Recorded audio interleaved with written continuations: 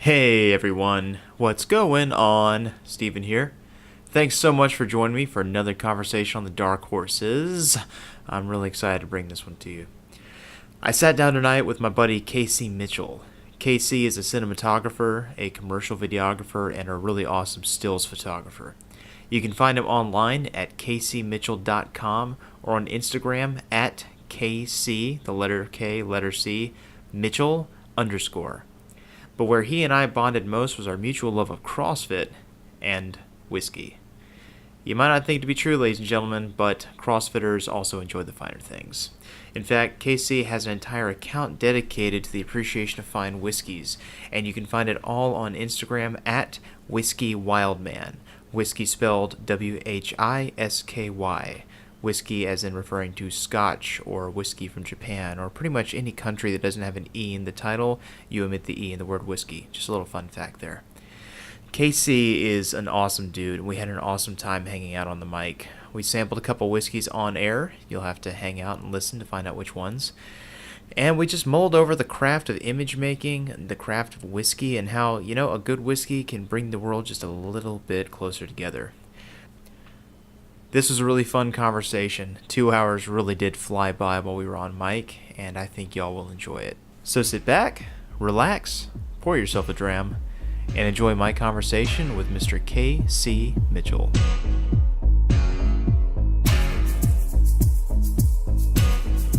And 3, 2, 1, we're live. What's up, Casey? How's it going?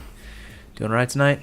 I'm doing well, thank you. Cool. I really appreciate you coming out tonight. I really do, because we had dinner a while back, and you and your wife are just so cool. I knew we'd have a lot to talk about, so thanks for coming out. Yeah, sure. I hope we have a lot to talk about. I hope I'm not going to be one of those hosts, one of those guests that's just like silent and you talk the whole time. So, well, it's going to be really silent because I'm usually more of a listener anyway. Oh, great. But we've never had a problem with that department. So no pressure there, right? No, but I mean, you've basically kicked the door open as it is because you brought this amazing Glenmorangie scotch with you. And you want to describe that a little bit? Because I really just brought the scotch, so we didn't know how awkward I was on the mic. And then, no, just kidding. So the Glenmorangie is one of my favorites at this point. And I'm more of a peated scotch kind of guy, but like I said, I think earlier to you it just seems so interesting to me that they use a chocolate malt and that it is incredibly well packaged. So of course I wanted to buy it. And, and then it's not a rare bottle, but it's on the pricier level as far as my budget goes anyway. Mm-hmm. And I thought it'd be nice to treat you since you were cool enough to have me on. And well, I do appreciate that. I mean, it's a beautiful bottle and it smells absolutely amazing.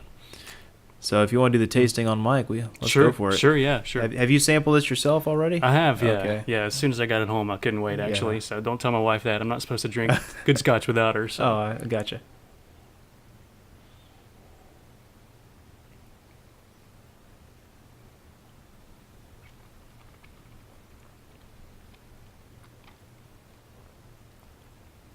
For the uninitiated, the first taste is just to get warmed up. Here comes the second.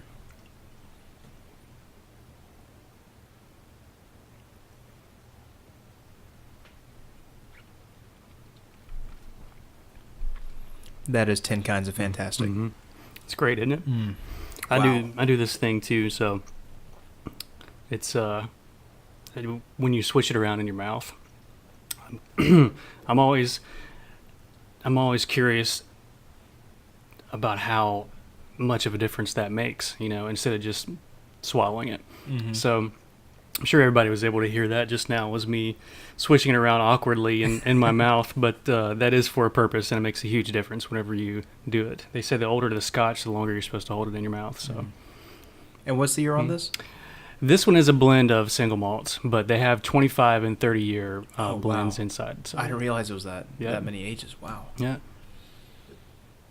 Because at first blush, it's amazing. I mean, everyone's palate is different. I know taste is subjective. I know for me, I feel like I'm pulling on my favorite leather jacket when I take a sip of this. It's just that's a good way to explain it. Everything about it just feels good. So they do use chocolate malt for this, which is something I haven't tasted before.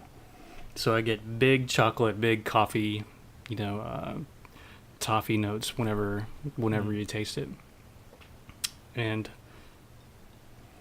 it's really sweet too. You know, like almost a tangy, fruity as well at the same time. I'm definitely with you on the chocolate, the toffee to get started, and I'm getting coffee on the finish a little bit as well. Like as it goes down, the coffee's kind of lingering in there. Yeah, and yeah. it's really nice. I'm a complete coffee addict, so Oh, yeah? that just adds to that comfortable familiarity for me because I like to joke it's coffee by day, whiskey by night, and this is the best of both worlds right here. Nice. Well, I'm glad you like it, man. I knew Oh, yeah. I knew it would be fun to bring.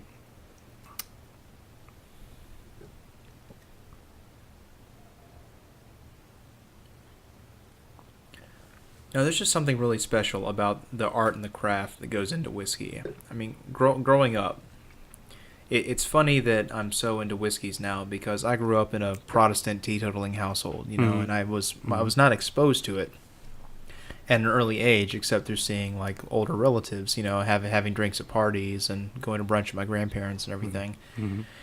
So I actually didn't start sampling wine or whiskey till I was 23.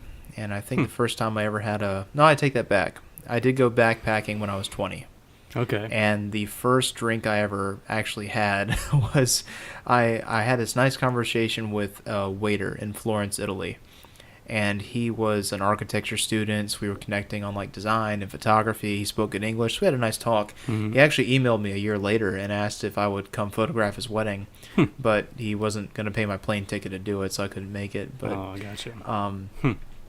But we had this really great talk. He said, "Hey, can I buy you an aperitif to finish the evening? You know, it's been great talking to you." I was like, "Sure, yeah, let's do it," because I was just trying to be nice. And he brings out ouzo.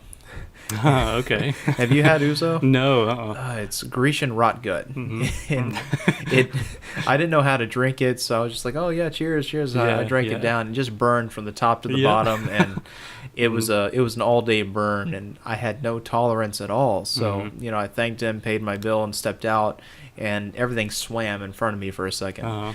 So my hostel was right down the street, so I kind of just said, I'm going to go sit on the corner of the bed for a minute, watch the season finale of Lost, and then go back outside because it's hot out here. And that was my first exposure to it, and after that, it was another 3 years before I even had a glass of wine at a party, and I went to one of my college instructor's house. He had a little social, and was like, can I pour you a little bit? And again, trying to be polite, I said, okay. And then after that, it wasn't until much later. I think it was when I was 23 and Old Hickory opened. And I went to Old Hickory because I'm actually descended from Andrew Jackson. Oh, really? So I saw that name, Old Hickory, and I was like, well, I'm probably going to like this place. I don't know what whiskey even does, so I'll just go in and see. And I was on my phone in line just Googling what is a good Scotch, you know, and I ended up ordering the baseline Macallan and enjoyed it tolerably well, but then just really didn't revisit it for a very long time.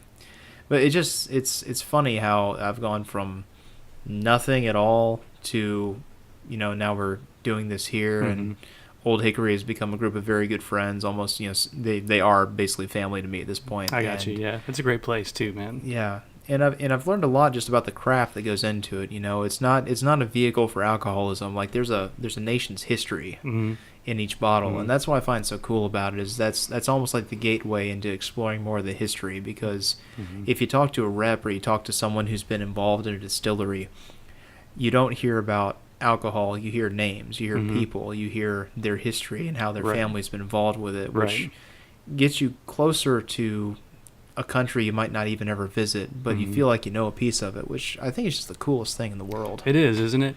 It is. That's I told you earlier that I was a peated Scotch guy, and I had my first experience with peated Scotch probably less than a year ago. Really, this is what inspired me to start the whiskey Instagram.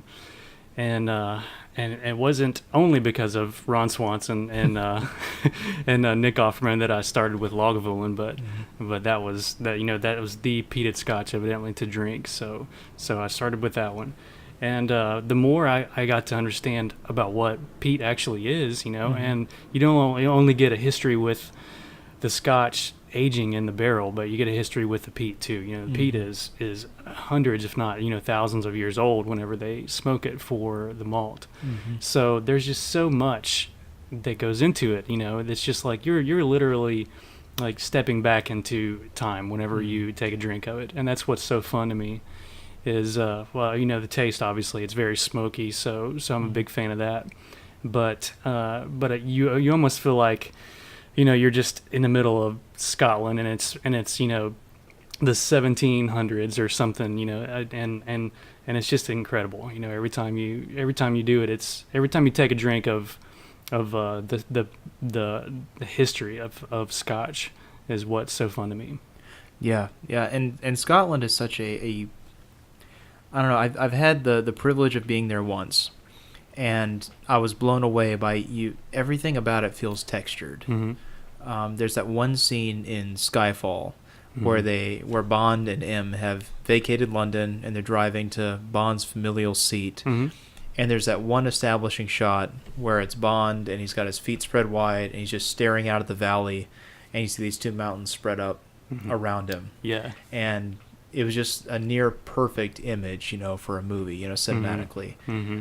And then I found out it actually looks like that. That's awesome. And that just, it's the sort of place that you talk about peat. I've been joking for the last year that my exit strategy, if everything goes to hell in the U.S., is I'm going to, find my way to Scotland and chop peat for a distillery somewhere, because it's just the sort of place where you feel like you could get lost in it. And you feel the cold, you feel the damp, and you realize just, whiskey isn't just something they do, it's functional, Right. It's keeping them warm in the winter, people who are herding sheep and working outdoors. And I'm a bit jealous, man. I've never been to Scotland, and I plan on going there in a couple of years, actually, for my wife and I's 13th anniversary. Oh, that'd be great. So yeah, I'll have to get some notes from you to places to visit before I go out there. Oh, definitely. I was only there for a few days, but it was I left a piece of myself over there. It's just that kind of place. And as much as you love Scotch and already are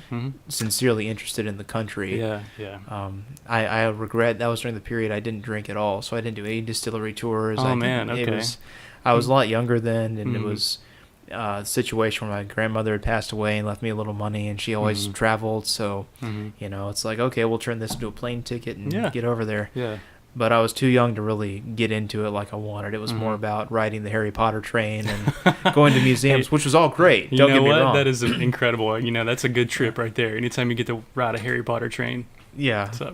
So you and Lo will love it over there because it's such a cool place. That's awesome. The cities don't shut down before 3 a.m. Okay. I mean, my sister and I went together, and she was so affected by it that she worked her heart out and is now going to school in the UK. And we were staying at this hostel together. We were in these bunk beds, and it was one of those walk down places where your window is at street level, and there were just drunken Scotsmen just stumbling up and down the street singing all night. We didn't sleep a wink, but we had to get up at 3 a.m. for a flight anyway, so that's it was awesome. a total loss. But yeah, it's a really neat country. I would live there in a heartbeat if I could. It's totally awesome.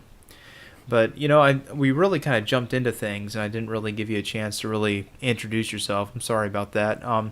Just for the benefit of those who don't know you, what drew you originally to Scotch? We originally met through Instagram, really. Yeah. I was gonna bring that up. I kind of had a man crush on you for a little while, to be honest, and I creeped on your Instagram. Oh, Mr. Mitchell. I did. Yep. I was like, this guy is super cool, and holy cow, he does CrossFit and he drinks whiskey and he does stuff for Old Hickory. Yeah, I'm totally jealous. Well, see, and that was the same thing I thought of you, because you came across, I was searching hashtags for CrossFit. I found this other dude in Pensacola who was super into whiskey, super into CrossFit, and seemed like a really cool dude. So I was like, follow. And, right. And then I saw you at the Union that one night, and that was, I think, our first time we shook hands was right there. Yeah, it was. And, man, I was just so I gotta get to know this guy, because I know we would be friends. If he likes whiskey and fitness, then let's definitely do something. So I'm glad that we were able to hang out for a minute there. Yeah. And so from there, I've seen you around Old Hickory a little bit, and we've talked a little bit about whiskey when we can, and we did dinner with that group of people a while back. But what got you into whiskeys in the beginning? Because that's always a fun story. Oh gosh. I grew up in West Virginia, and don't hold that against me, but Not at all. some people may though. So yeah, West Virginia is where I grew up, and I really grew up on moonshine instead of whiskey. So I thought that it wasn't necessarily for sipping, but it more for drinking, just to get drunk or to in the cold months warm yourself up in West Virginia, or just to whatever, get away from life pretty much, because it doesn't take much moonshine for that to happen. Yeah. So I was into cigars for a while. A buddy of mine and I started this thing called the Cigar Social a couple years ago. Actually, it's been a few years now. And the more that we did that, the more I was like, I should really explore whiskey a little bit more. I know I like some taste of whiskey, but I don't know what I like about it. I don't know what it is that makes me like it and what doesn't. So really, for me, whenever we did the Lagavulin experience, is what I'm going to call it, I guess, and I tasted the peated whiskey for the first time, I really started looking into how whiskey is made and how they use peat, in peated scotches, and I've always been interested in the history, my family history, which is from Scotland, England, UK area. I don't know the exact point at this time, but I know it is from that area. And so the more I looked into it, the more interested I got, and the more I read, and I just couldn't get enough. I just was reading constantly about different distilleries, how they make this, how different scotches, this is why they taste different, and they're from this region. There's a Highland Scotch and then a Lowland Scotch and Islay Scotch, and then just a ton. And it was just so interesting to me that it just came naturally that I wanted to learn everything I possibly could. So before I knew it, I was telling my wife, I want to do something fun for whiskey on Instagram. At this time I was following guys like Scotch Trooper on Instagram, and if you don't know who I'm talking about, you should definitely check him out, because it's just Scotch Trooper. It's just this guy that takes Star Wars figurines and whiskey and takes photos, and he's a great photographer, and now he's doing whiskey photography full time for who knows who. But that's hope for us all right there. Yeah, isn't it? So I was following guys like that, and just seeing these fun channels on Instagram where people could share their whiskey and their love of photography at the same time, and it just be a great outlet, So I was like, okay, I need to figure out something to do here. And with West Virginia, it's called Wild Wonderful West Virginia, so I figured, okay, I need to put wild in the name at some point. Whether turns into anything or not, I need to have the word wild in there. And I don't remember how Whisky Wildman actually came about, the name itself, but as soon as I heard it, I was like, okay, that's it. That sounds good. And then I just started taking, like photos of whiskey whenever I had a glass, or sometimes I would have to, quote unquote, take a whiskey photo. So I had to open a bottle, Right. And that's, it just, all of a sudden took off. And not that I'm making any kind of money at all from it. It's really just strictly a hobby. But I have had some companies send me stuff for free, and they're just kind of like, hey, take some photos of our stuff, please. Nice. So that's been really cool, just to have that happen. And I get to try new whiskey through that avenue, and get to have cool T-shirts like this one I have on now, which is Whiskey and Donuts. Which is also it's also a great Instagram, and you should totally follow them, Whiskey and Donuts. Yeah. And is that like a splinter faction from the Deadlifts and Donuts crowd? You know what? It may be, actually. It just may be. So they're really cool too. They pair whiskey and donuts, and then take amazing photos of it. And it's like, man, how could you not like that? You like donuts, you like whiskey. Of course, somebody's going to make a channel about that and take, photos of it. So that's been really the I would say a motivation for me, honestly, is just for it to be a creative outlet, and to be able to sit down for things like this and just share whiskey with somebody. and I don't really know where it's gonna go or where it should take me. I just kind of let that happen on its own. If I feel like if I do anything too serious with it or have too many serious goals with it, then it's not going to be fun anymore. Yeah. And that's not what I want to happen. I don't want to have to post a whiskey photo or have to kill myself to try and be more creative with it. It's Right. like I don't want to stress over something that is supposed to be fun. Yeah. So didn't want to get too serious about that for a second, but that's No, do it, please. I've struggled with that. I'm like you know what, I really want to get more followers, and I really want to make amazing photos with whiskey. But the more that I thought about that, the more it became about the numbers on Instagram, Right. and the more it became about something that it's not supposed to be, which is just a fun, creative thing to do. Yeah. So yeah. Well, that's something that I've been just wrestling with just a little bit myself. Different Mhm. avenue. Mhm. I'm not doing dedicated whiskey projects per se, but I have been getting a lot more into drone photography. Mhm. I've been, we have a Phantom 4 where I work, and I'm the only one that knows how to operate it, so I have it in the air quite a bit for our properties, and, I'll shoot the property, do everything required, and then the last minute of available battery, I'll spin the Mhm. drone around, shoot something that I see that Mhm. we won't necessarily be able to use for hotel marketing, Mhm. but it's just a cool shot. Mhm. And that spiked everything on Instagram. Like the first one I Uh-huh. posted, I got more engagement, if you want to say that, more activity there than on Mhm. anything else.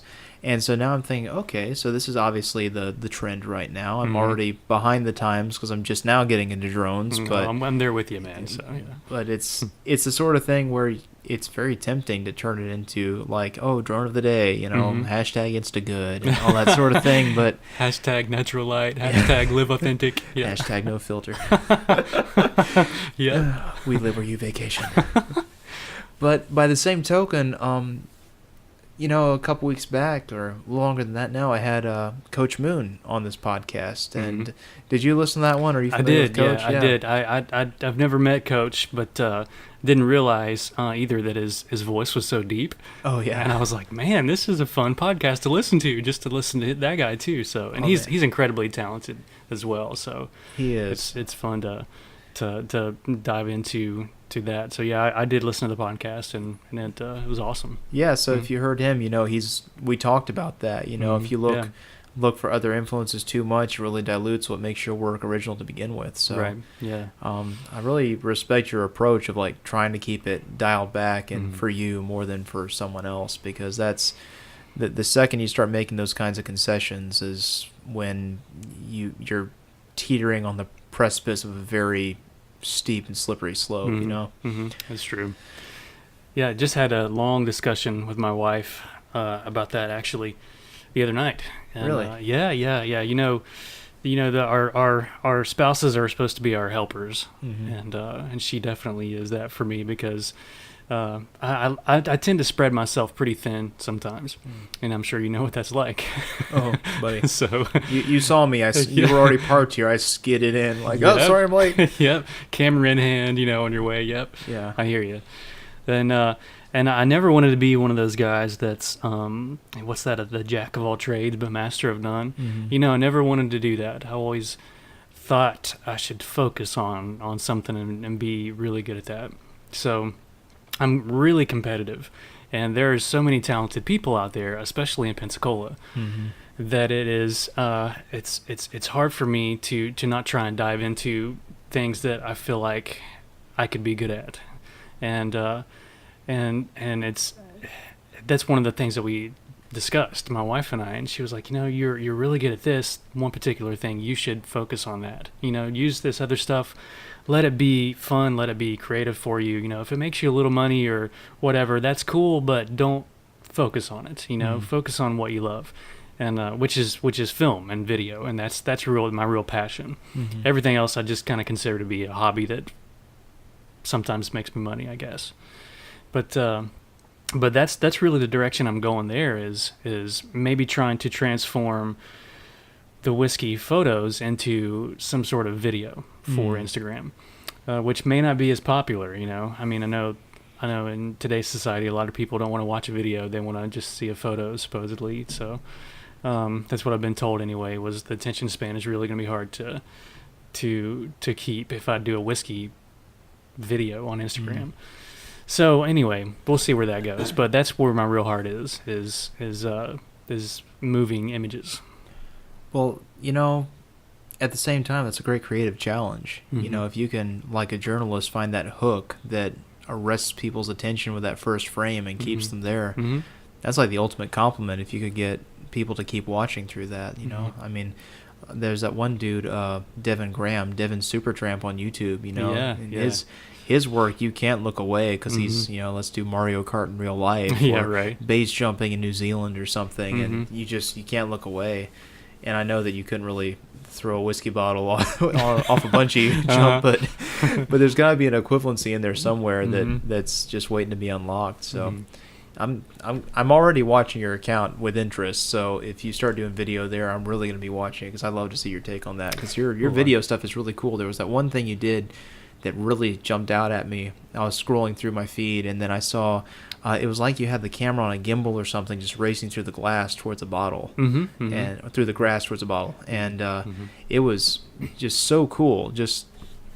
It was a very cinematic move, almost like watching a point of view from Jurassic Park, but it ended on a whiskey bottle, which is just so fun. Thanks, I appreciate that. Which bottle was it? That was the Lefroy Lore. Okay. Yeah, that's my favorite peated Scotch in the whole world, and it's incredible. They call it the richest of the peated Scotches, and I believe it. It's super rich and super strong. Really really peaty, really smoky. But that just kind of happened on a whim. And that's what I love about it is I didn't really plan, okay, I'm going to get home today and I'm going to do some kind of whiskey video. I was thinking, all right, I haven't posted in a little while. I need to just get my mind off of work. Let's do a whiskey photo. And I pulled out the Lefroy and I poured a glass, and then I was like, you know what, I'm not in some epic location. We live in West Pensacola, in a subdivision. And of course my backyard is like a jungle because I don't cut the backyard because nobody sees it. So I was like, you know what? I know I could do something with this, and I had the gimbal that we just bought for our video business, and just playing around with that, and it's just something that was like the more whiskey I had, the more better idea I thought it was. It ended up being cool, but at the time I was like, man, this is going to be amazing. Oh my gosh, I can't wait to post this. And of course they say you should, shoot, write and shoot drunk or, drinking whiskey and then edit sober. Well, I edited very, very much not sober. and that was the result of it. So it was still cool. The next day I looked on my Instagram and I was like, oh God, I posted that. I was like, oh man. And ended up being okay. So I can't complain, I guess. No, it looked great. I mean, it really did. I had no idea that was the story behind it. Yeah. It looked very much under control to me. So that was cool. Okay, cool. Oh man, I've had that too. I do the cocktail photography over at Old Hickory every season. So 4 times a year, I'll go in there, and it's one of those, snap, sip, pass it down kind of situations. Right. So you get towards the end of the menu, and you get to that place where it's like every frame's a painting. Yeah. I'm gonna print this one. This is amazing. Annie, it's going above the bed. Yep. But at the same time, even though in a safe environment, that's fun, and you can make some mistakes, and it's not as cool as you thought the next morning. But then there are those times where it really something falls into place, and you get something really special out of it. Yeah, that's true. And that's the beauty of photos and video. It's always what you're not looking for that ends up being the best thing you did. I mean, my favorite picture I've ever taken remains a shot I took of a ballet dancer, and I photographed her feet and her shadow on the concrete, because did it on top of a parking garage on the top level. And then just on a hunch, thinking it might be kind of cool, I flipped it on a Lightroom, and ended up her actual feet were upside down, and her shadow was spreading out, Mm-hmm. and it ended up just that one perspective change made it so cool. Mm-hmm. And that was something that I never planned for. I just thought it might work. Yeah. And that was another thing I talked with Moon about, was just those moments between the moments Mhm. tend to be where the magic happens. Right. And how did you, coming down from West Virginia, how did you get into, first off, what brought you to Florida? And second of all, how did you get into cinematography and filmmaking and doing the commercial video work that you do now? Oh man. Okay. Well, from West Virginia, I actually moved to Birmingham, Alabama, and that was just to get out of West Virginia. Honestly, that was the only reasoning behind that. And which I love West Virginia. Don't get me wrong. I'm mountaineer. Blood is in me right now. But I don't ever want to live there again. It's just it's a beautiful place, but there are opportunities elsewhere. So as far as that goes, I love to visit, and I love West Virginia with all my heart, but probably don't ever want to live there again. Yeah. You still have family up there? I do, yeah. Still have family, yeah, and it's amazing up there. So I moved out of West Virginia, and then while I was in a band in Birmingham, we were traveling through Nashville, and I wanted a tattoo in Nashville, so I stopped by this tattoo shop where my wife was apprenticing. My now wife, and so that's where we met, and she was from Pensacola. Okay. So we met in Nashville, and then got married in Nashville, and then moved to Pensacola. Nice. And I didn't ever follow my dream the way I probably should have at a young age, and get into cinematography then, or really that avenue at all. Like even with just movies, I could have been some sort of. I should have been more active as far as just knowing the terminology and the history behind how film is made and cinema is made, and never was. I loved it, but I was like, oh no, I should probably be focusing on this instead. I mean, I'm really interested in this, and this movie is great, and I want to know how it's made, but I'm not going to look into it. And I went to nursing school instead. Oh wow, I didn't know that. So yeah. So I was a nurse for a while, and I was in the band for a while, both full time for 5 or 6 years at a time, and wasn't really happy doing either. And while I was on the road with the band, I started doing just some fun, silly band videos, with iMovie and a little point and shoot camera, Yeah. And that's how I got started in video. Was I did a few videos like that for the band, and my wife was like, you should really pursue this if you like it that much. Like if it's something you really love to do, why don't you just give everything up and pursue it? And that was we were at a good place where I could do that. She was actually the breadwinner at the time. Okay. So we were at a pretty good place for me to say, okay, heck with everything. I'm gonna do what I want to do. So I sold my motorcycle and I bought a camera, and then started doing whatever I thought was cool, and I was doing everything for free, of course, Yeah. and just trying to build a demo, and just trying to figure out who I was as a filmmaker, or just who I was in general, what sort of cinema I wanted to shoot, or what sort of video I liked the best. And it turned out that I had no clue, and I still really don't feel like I do, honestly. So it's really it really just progressed from there. I built a demo, and then sent my demo in because I needed a real job. So I needed to start bringing in some more money than what I was just doing freelance jobs.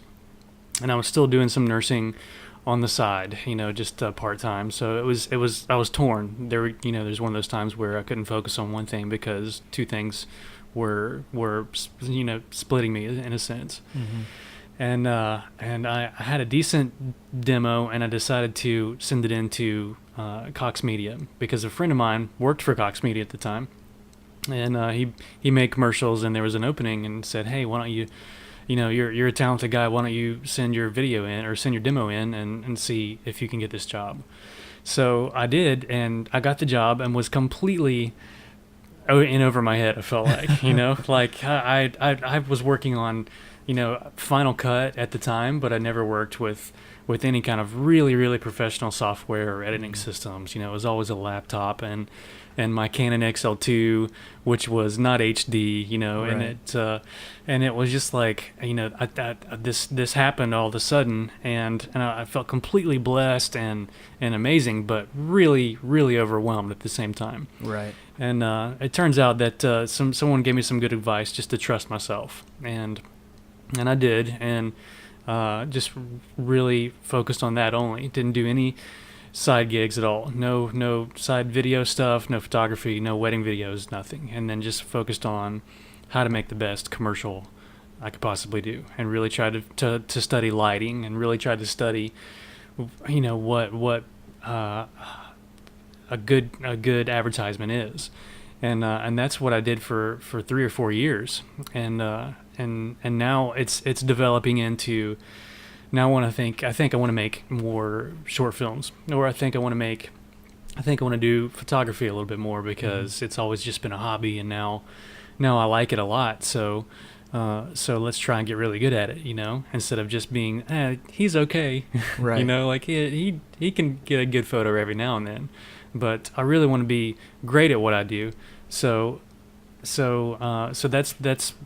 where I am now with it, is still taking the odd jobs, and then filming the weddings and filming that stuff, because money is good and paying the bills are good, but the commercial work is fun too. It's just not as creative sometimes as I want it to be. Yeah. Yeah. Which I'm sure you understand that too. Oh, buddy. So I'm sure you know where I'm coming from, but Oh, totally. but yeah, so it's a challenge to stay on top of everything. Like I said earlier, there are a lot of really talented people just in this town alone. Right. And I'm going to be 37 this month, and these super young guys and guys and girls, they're just they do really good work, and I'm thinking, man, I just wish I was as cool as they were.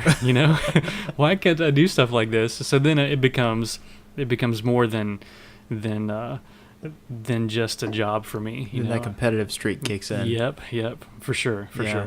But at the same time, I want there to be like a good community of creatives. I want to be part of that. I don't want to ever be jealous in a bad way of somebody doing good work. Because that's what pushes me to be better. Honestly. Right. No, I definitely feel you there. And it's funny. I didn't realize you had such a deep interest in like cinematic filmmaking, because that explains a little bit why we instantly connected over Instagram, because that was my background too. Was growing up in school, I wanted to be a cinematographer, and I spent a good solid probably 5 years just obsessing over movies and film history. And probably the biggest project I ever worked on was a friend of a friend. So I had this person I knew in Pensacola. Her name was Carrie Hunter. Did you ever meet Carrie? She used to work for WEAR. No, I never did. She's up in New York now, actually working out of TV studios, and I think she just worked a little bit with the studio that is doing the Defenders series. Okay. So she's got to do some really cool work up there. But prior to that, she graduated from FSU Film School, moved back to Pensacola because her family was here. And so I did some little like commercial jobs with her, just assisting her where she needed it. And then she referred me out to this guy named Ade Bajir, who was in Tallahassee. And Ade had written this script. He was also an FSU graduate, and he wrote this script for a film called Then There Was You, which he had already spoken to some people at BET. And if he could get this film made, he had the introductions ready to try to sell it for distribution. Gotcha. So I had recently acquired my first DSLR, which shot HD. They had just released the new patch for the 5D that allowed it to shoot 24p, so now we finally had the correct frame rate. So he already had a cinematographer who had been a schoolmate of his, but they needed equipment, they needed an operator.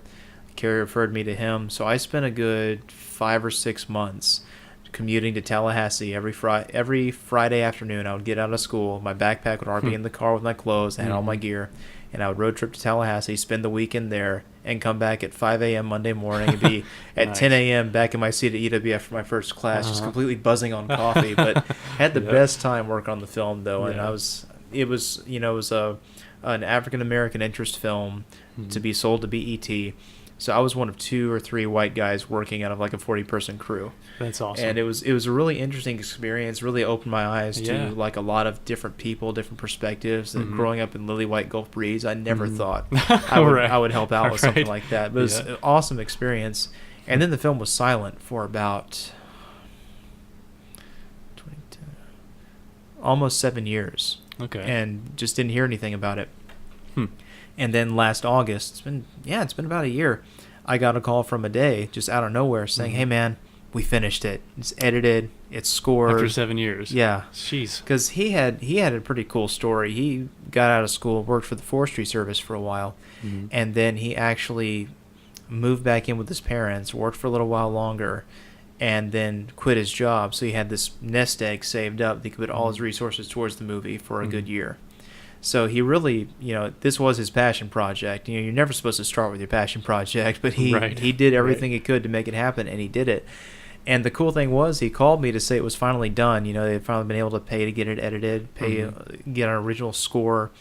And the film was really cool in that it had all these like beat poets from the local area who cameoed in it, because the lead female actress was very involved in dance and poetry, and she played someone who was very involved in dance and poetry. So they had all these neat, musical elements that they had to design around when they scored it.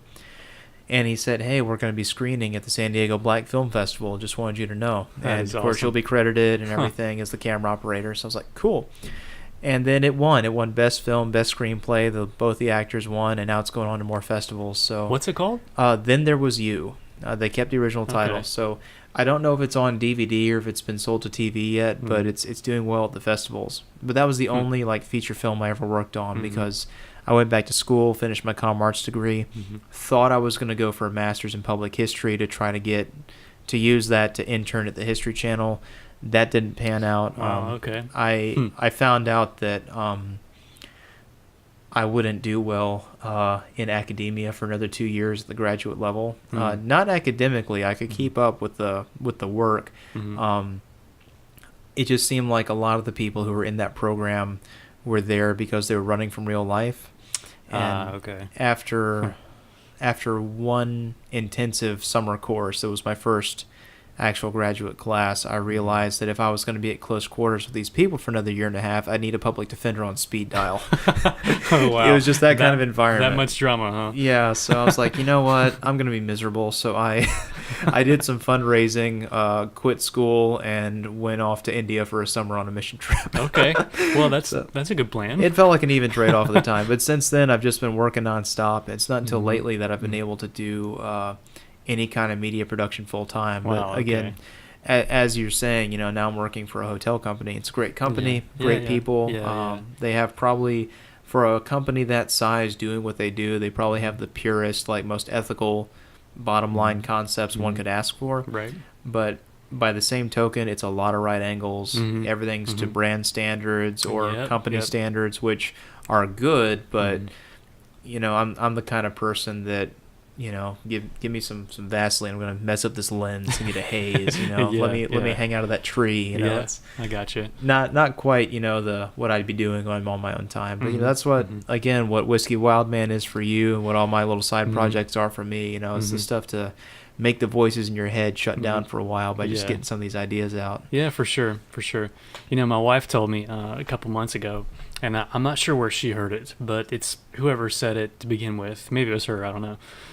Is like genius, because she said to me that you need one hobby to keep you healthy, one hobby to make you money, and one hobby just to do just for fun. And there not be any point to it at all, just only for fun. And I felt like I was collecting hobbies for a while. I liked cigars, and then I liked comic books, and I've liked, collecting movies, and like collecting all kinds of different things, vinyl, and then, and then I started doing, CrossFit, and then there's a hobby of, canoeing, and then kayaking, and then surfing, and then, just like I was just collecting too many hobbies, So to whittle it down to those three, I feel like has been pretty awesome, because it's easy to get bored with something that you're really not too passionate about. So those three, if you pick three that you could really, really focus on, I feel like that is key, and that's something you'll probably hang on to for a while as well. You're not going to give up those hobbies very easily.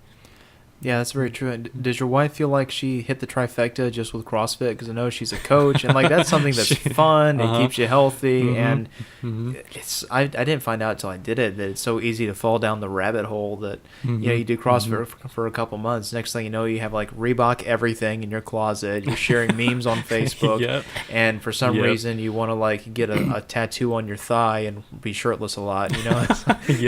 For sure. Yeah. And use all the CrossFit lingo, that nobody else understands if you don't do CrossFit. Oh, yeah. 60-second EMOMs. I'm going to do an AMRAP. Wad so hard. Yeah, that's right. Yeah. Man, we're going to snatch today. Can't wait to snatch. And then they've got the clean and jerks, too. So, You ever been in a building where 20 people are jerking at the same time? I have. That's the amazing thing about CrossFit is it's just so fun to just make fun of it, Yeah. And I love that one thing about it also. It kind of self-select a group of people who can be like in on the joke and not get too worked up about it. Yeah, that's true. Yeah, I do feel like she felt like she did hit the trifecta for a minute. I'm sure. Coaching is really stressful sometimes for her, and it's like one of those things where I think she found that. The 3 hobby thing herself, and was like, oh my gosh, this is amazing. I've got to share this. So she actually does. I always say this wrong. Boudoir. No, wait, nope, sorry. Boudoir. See, I told you I said it wrong. I can never remember exactly how to say it, but boudoir photography. Oh, I didn't know Lo did photography. Yeah, well. yeah, Okay. she does. She actually, she's way cooler than me, man. She went to Portfolio Center in Atlanta. And which is a highly sought after photography school from what I've been told. Okay. And she went there and studied photography and is amazing at it and kind of let that fall on the back burner for a while she tattooed. And now that she's not tattooing anymore, it's starting to become her creative thing now as well. And she's amazing at it. She actually was super critical with me whenever I first started doing video, and I would get really mad at the stuff that she would tell me because she was just being brutally honest. I mean, I was really bad to begin with. I'm sure. I thought just because I had a really serious camera, I could shoot serious stuff, and it was amazing. But I would shoot something and then edit and then show it to her, and she's like, "Yeah." I really don't get it, or she would tear apart, the lighting was horrible or whatever, and I would just get so mad. I'm like, why can't you just support me, and but now I'm so thankful that she was super critical about it, and that she had that eye for it already, because she studied photography, so she knew what to look for and could pick apart 100 things in one image, and say, okay, you can do this better, you can do this better, you can do this better. So yeah, she did that, and now she's doing it again, and it's really cool because she helps me film weddings actually. And, that's awesome. And man, it's so I feel like I'm the one that hit the trifecta as far as like that goes because she likes whiskey, and she is good at photography and shooting for me with video. And wedding films and stuff, she just picks it up and goes with it because she's got an eye for it too. So yeah, it's nice to have a partner like that, Yeah, that's a huge blessing. I mean, the fact that y'all can enjoy so many things together, I mean, I know you said earlier that you've had some some back issues. You're not like CrossFitting quite as hard as you were at one point, but I mean, the fact that y'all could go from, sweating it out in the morning in the box to being dressed up and shooting a wedding in the afternoon. That's such a cool thing. Yeah, it's fun. It really is. And we work well together, so we get to essentially spend more time with each other instead of me taking off to go do a wedding. But I'm not going with her on her boudoir shoots. For obvious reasons. But I'm sure there'll probably be a time for that, at some point where, that she needs me to light something or whatever the case is. I'll be the guy that holds the flash, or the diffuser or whatever. So, Right.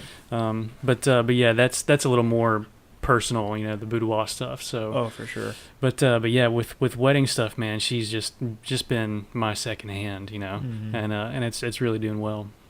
That's really cool. I mean, Annie and I are able to work together, quite a bit. Her problem is she'll get really good with camera work, and then we won't do anything together for a while, and we have to like refresh on it each time. Oh, I gotcha. And but when she's like in her zone, she does really well. So I've had a little bit of that. I know what a blessing that is to have a spouse like that at your side, because it's not just the thing itself, it's the ability to like connect on that level and just be like, across the room, you know what's going on. That's sure. a cool relationship dynamic to have.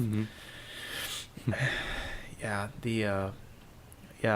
the boudoir thing, that's not a saturated market around here. I mean, there's a few people doing it, but not well. I can name maybe 2 people who can do it well, so that's awesome that she's got that going for her, because that could be, I mean, weddings themselves, I mean, boudoir and weddings, that's a great thing to market together. Yeah, exactly. That's she just started getting back into photography. I mean, she's really never left, honestly, but as far as marketing herself and trying to build like a portfolio, she's just getting back into that. And she's never really focused on boudoir stuff before, so she's still building her portfolio.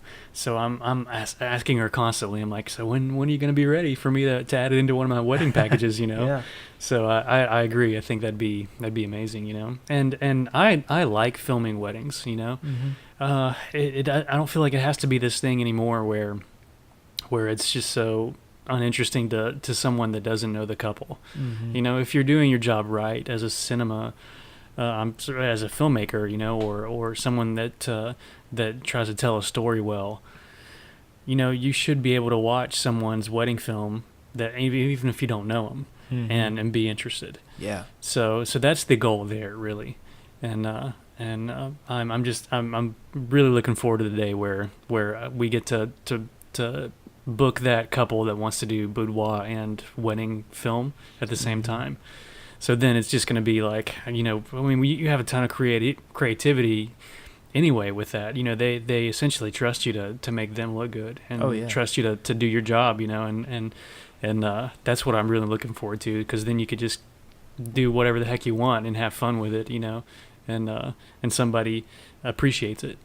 Yeah, and the clients make it easier now too, because like everyone is so used to picking up their phone, taking a selfie, checking their angles. Like people, I don't know, my experience has been people hem and haw a lot about, oh, I'm so awkward on camera, just don't do that.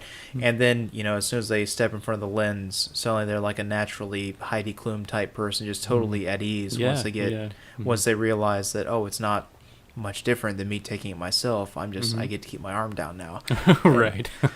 Would you do like a boudoir film if someone wanted you to, like those awesome behind the scenes style modeling shoots? Oh, absolutely. Yeah, absolutely. Yep. Because that would make someone feel like a total rock star. Yeah. To see like the flash popping and slow mo around all that. Oh man. It would, wouldn't it? Yeah, that'd be cool. I maybe haven't tried to find that kind of client, but that's a good idea to try and venture that way, especially if Flo is doing the photography already for it. But she's also one of those wives, man, that is really cool with that sort of stuff with me, and she's not going to get jealous, if someone wants to book me for a boudoir shoot, right? which I would probably be like, yeah, you might want to check out her stuff instead.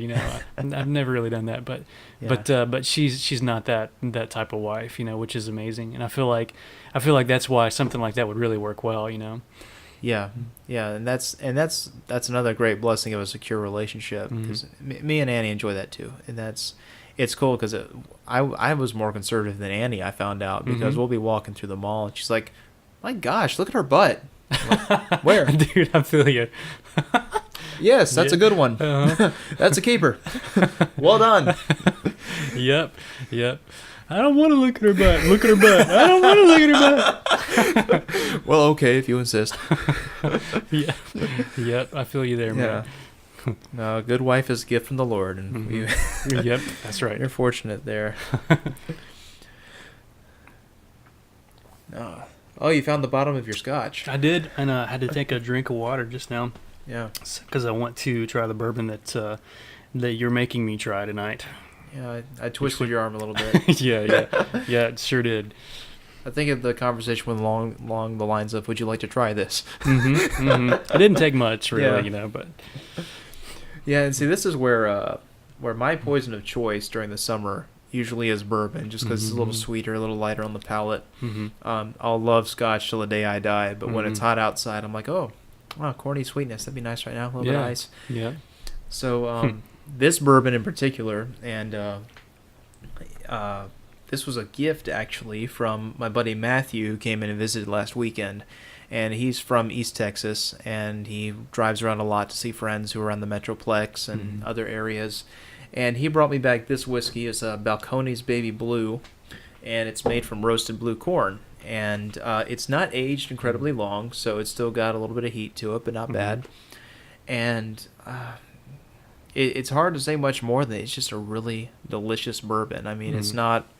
It doesn't have any magic malting process. It's not aged in a golden cask and blessed by 12 angels. It's just a really delicious mash bill, aged really well. So I got you. Feel free to dig in, because I'm still working on my scotch over here. Cool. Corn whiskey has always got a special place in my heart because of moonshine. So Yeah. So to have an aged corn whiskey that's that's like this is going to be really fun.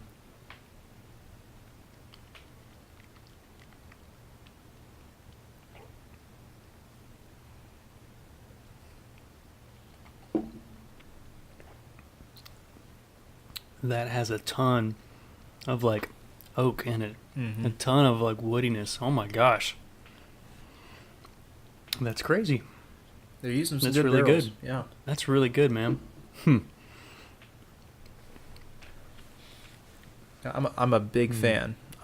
They do have an Instagram account, I found out. Oh, so yeah. I started following them. And they're supposed to be shipping to the Continental 48 in 2018. Okay. So soon, hopefully, we'll start seeing this on some shelves closer to home. Yeah. Well, I'll probably add this to my collection for sure. Yeah.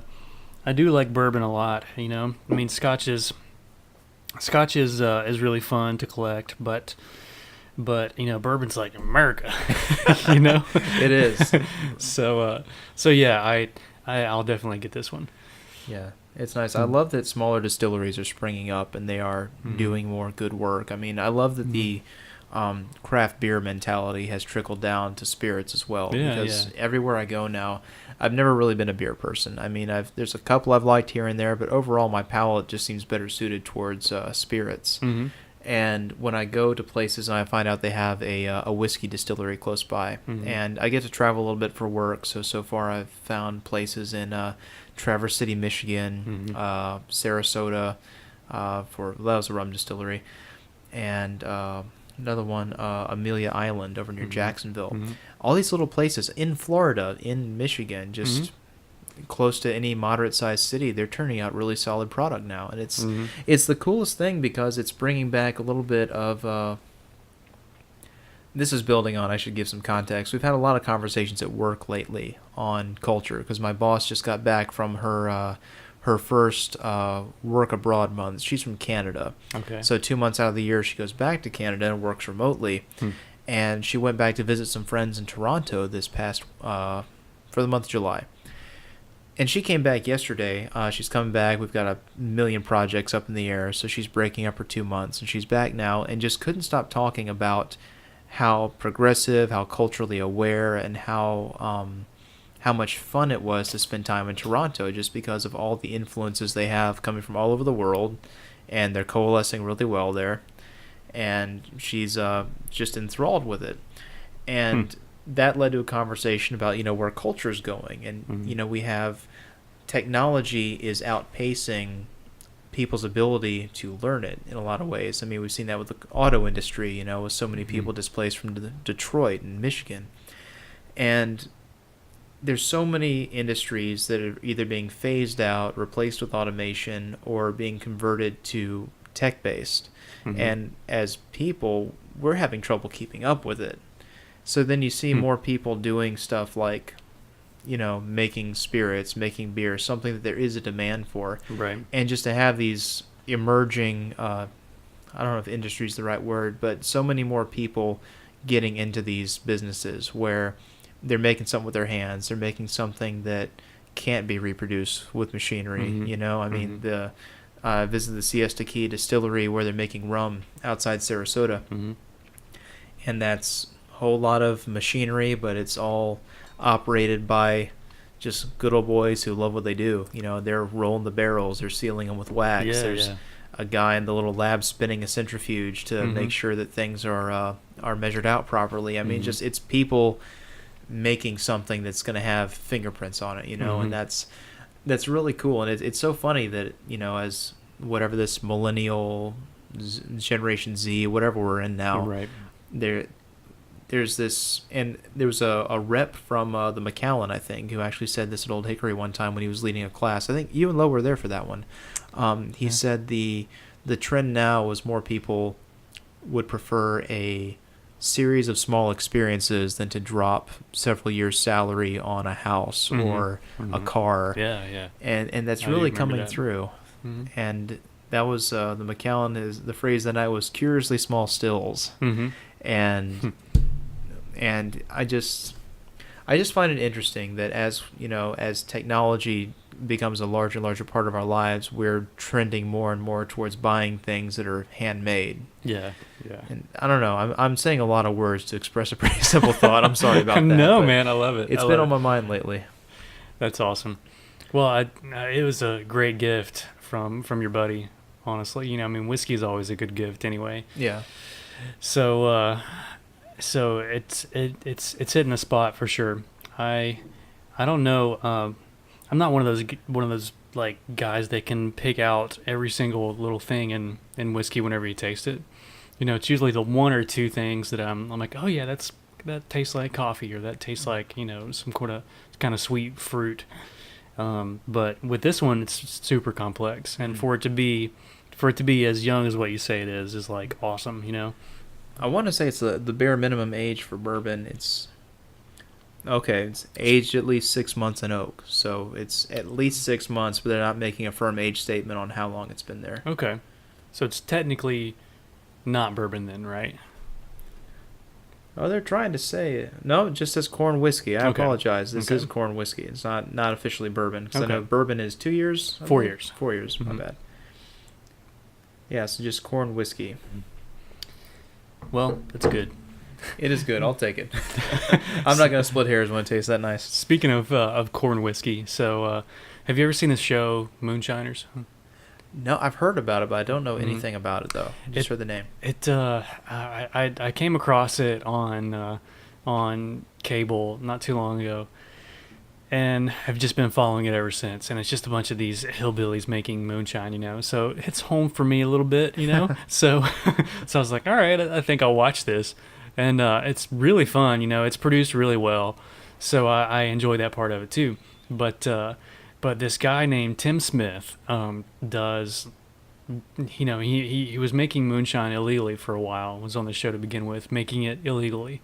Oh, nice. But since has gone legal with it, and has his own moonshine distillery, and it's legal, and he ships it all around the United States.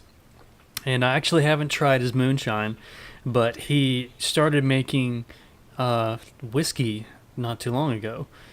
So he essentially is aging the whiskey really, really fast and calling it an aged whiskey.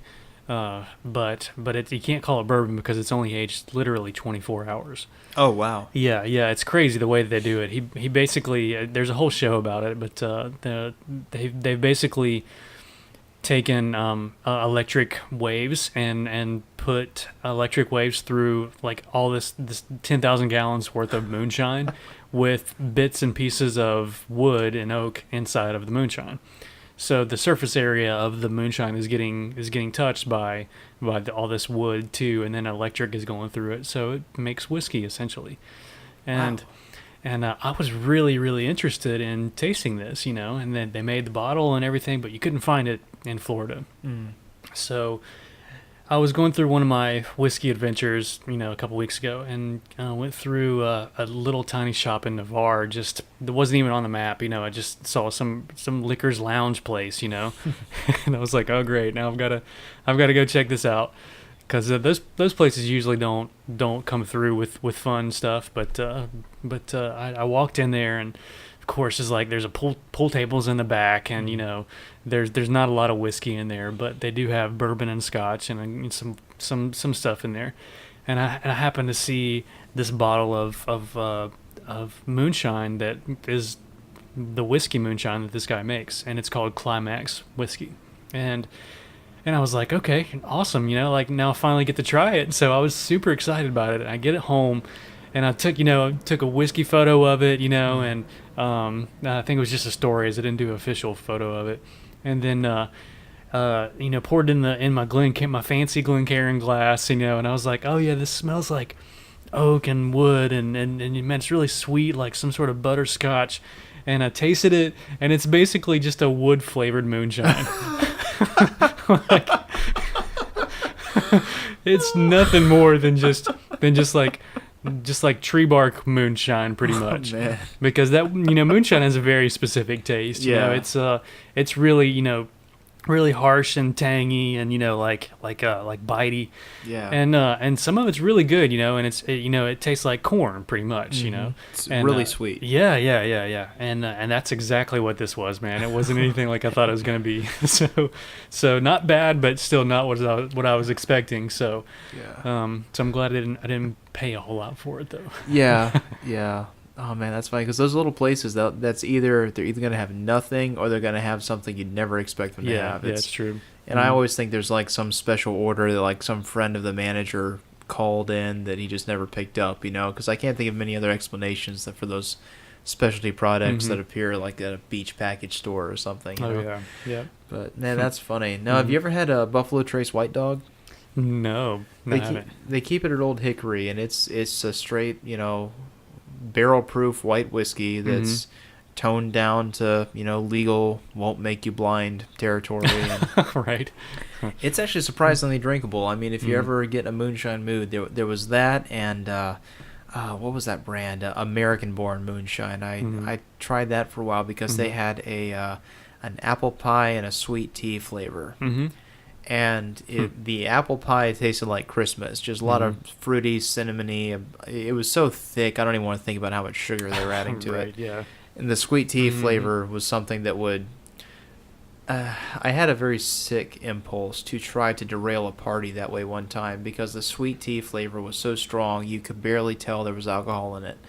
It's like, Oh, wow. I was thinking, a bottle of this and a gallon of Milos, and someone could absolutely wreck an office party, because you'd never know. Oh yeah. And I thought about it, never did it. I was good, but that'd have been a good story. it would have been. Well, there's still time. Hopefully, only Yeah. 2 people will hear this, and I can remain under the radar. There you go. But the problem there was, I never got hammered on it or anything, because it was almost self-limiting, because all that sugar would just give you a headache, and you wouldn't Yeah. even feel touched by the alcohol so much as to be like, oh god, I got a ice cream headache Yeah, going right. on here from all the sugar. Yep. So it made me appreciate those moonshines that are kept like cleaner and just more pure to what they are. And I'll never forget, there was I found out how much moonshining was done in Florida, because there was this one editorial assignment that my buddy Terry, who's been on this podcast twice before, he pitched this idea to a magazine that we ended up only doing half of, so it was never published.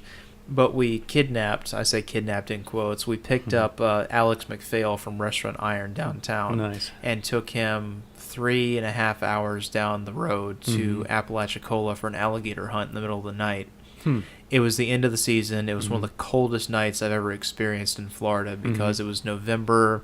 The alligators had all been kind of fished out. It was cold, and we were on the open water, so the wind was, whipping across, and I didn't have near enough clothing on for it. But we found out the guides who were taking us on the boat were card-carrying Sons of the Confederacy who started talking to us about the local moonshine scene. And apparently what's going on in that part of Florida is so potent. He said, yeah, we got to tell people don't drink it because it will make you blind. Oh, my gosh. You can power a lawnmower. Oh, my gosh. So, wow. That's not something I ever want to get into, but at the same time, I'm kind of curious. Yeah. Maybe that's how it actually happened to me. I'm actually blind in my right eye. Really? I didn't realize that. So maybe the whole story with me getting bit by like a dog whenever I was 3 never happened. I just drank moonshine when I was a kid, and I don't know, that probably never happened. But still, maybe I should start telling that story. You should. You should say when you're 3 years old, you got into it. Yeah. I guess I'm giving away my secret a little bit here, but I I actually come up with this really elaborate, ridiculous story of how I'm blind in my right eye, and because it works fine, and hopefully, and as far as like movement goes, I can't tell. Okay, cool. So yeah, it works fine, and it's not I'm not like looking funny at somebody, so people typically can't tell that I'm blind in my right eye, and whenever I bring it up, they're like, you're blind in your right eye, and I'm like, yeah, I am. And then they're like, completely blind? And I said, yeah, completely. I can't see anything at all. And then they get into, okay, so how did that happen? And usually this for some reason always comes up whenever my wife is with me, and she can never keep a straight face. So she walks away, and then I just start my elaborate story of how my parents were big skydivers, and they took me skydiving when I was 3 years old, and didn't realize that I wasn't big enough or strong enough to handle my chute. So whenever my chute deployed, I flew into a tree, and then this branch like stuck me in the eye and then pulled my eyeball out. But then I remember the whole thing, and I remember my eyeball sticking out on the limb, and then the squirrel comes down and like starts gnawing on my eyeball, and I just go into this ridiculous story, and people are usually like open mouthed, like oh my god, I can't believe this is happening. And then I'm just like, yeah, I'm full of crap, that never happened. And it goes over that way every single time because they don't know how ridiculous that actually is, I guess. But yeah, I'm gonna have to come up with a new story now since I told that one and it said that it's not true. Are you able to? Well, not too many people are hearing this at this point, so we're good. Okay, good to know. But do you ever manage to work up a tear or anything while you tell it? So, at yeah. that point, the squirrel turned my eye around, and I was watching myself scream. Yeah, I should really get emotional with it for sure. Yeah, I tried to. I don't have a glass eye by any means. It's my real eye, but I actually acted like I was going to pop my glass eye out at one time, and even like hit the back of my head, and I was like, oh, it's not coming out. Yeah, it's so much fun to mess with people like that. I don't know. It's just just one of those things. It's like, okay, I got to take this opportunity to completely like mess with you. I'm sorry. Oh yeah, I can see why your wife walks away, because I wouldn't be able to keep a straight face. That's amazing. Are you familiar with Trey Ratcliffe at all? No, I'm not. Okay, so he's an interesting character. He okay, I lost my headphones for a minute there. Sorry, I'm just looking at the monitor, making sure we're still recording, because I have this recurring fear that the Zoom is going to malfunction one day. And we'll lose a whole podcast. But no, so Trey Ratcliffe, he is a really cool dude. He's a photographer who was one of the first people to really do HDR well. He started out just traveling a lot and taking really cool travel photos. And cool thing is he's actually blind in one eye. And he credits that with giving him a perspective on the world as a photographer that's a little bit different than most people have, because he sees the world like a lens. He doesn't have bifocular vision. It's just monocular. Oh, yeah. So, sorry. No, I felt my microphone bump a minute ago. I was just checking to make sure it was plugged in. Gotcha. But he's just a really interesting guy. So he took that monocular perspective and coupled that with HDR. So he has this very intuitive knowledge of how things are going to read on camera, and then coupling that with a really good understanding of light and color, and he's created a really amazing style for himself that has blown up in the last few years. So it became his full-time occupation, and he writes tutorials, he sells Photoshop actions, and he was consulting a lot with Google for a while, and then the country of New Zealand actually contacted him and asked him if he wanted to move over there. You know, they're very selective about who gets a work visa. It has to be like an in-demand thing. And right. I don't know if you're like me after Lord of the Rings, you're researching how to get over there. Oh, yeah. I mean, that place is incredible. And, I see why they shot Lord of the Rings there. Yeah, it's one of the most amazing places in the world. So they actually asked him if he wanted to move over there, and he said yes. So now he's relocated to New Zealand. He has this thriving business as a photographer, as an educator, as a consultant. And if you read the interviews with him, it all comes back to him, just having that single-eyed vision, kind of guiding his approach. Yeah. And that's really cool. What did you say his name was? Trey Ratcliffe. Okay. Ratcliff, 2 Fs. Okay. And cool dude. His photography is amazing. He's got one photo he took of the Taj Mahal that's actually become iconic because it's a view of the city or a view of the structure that they rerouted a train or they built something. You actually don't have that view of it anymore. And he was able to get it at the perfect time of day with the perfect HDR toning. Right. I think it was at sunset because the sky's very pink. Oh, yeah. And I think the coolest thing he did lately, I don't know if you have the same kind of man crush on Anthony Bourdain that I have, but yeah. Well, yeah, of course. How can you not?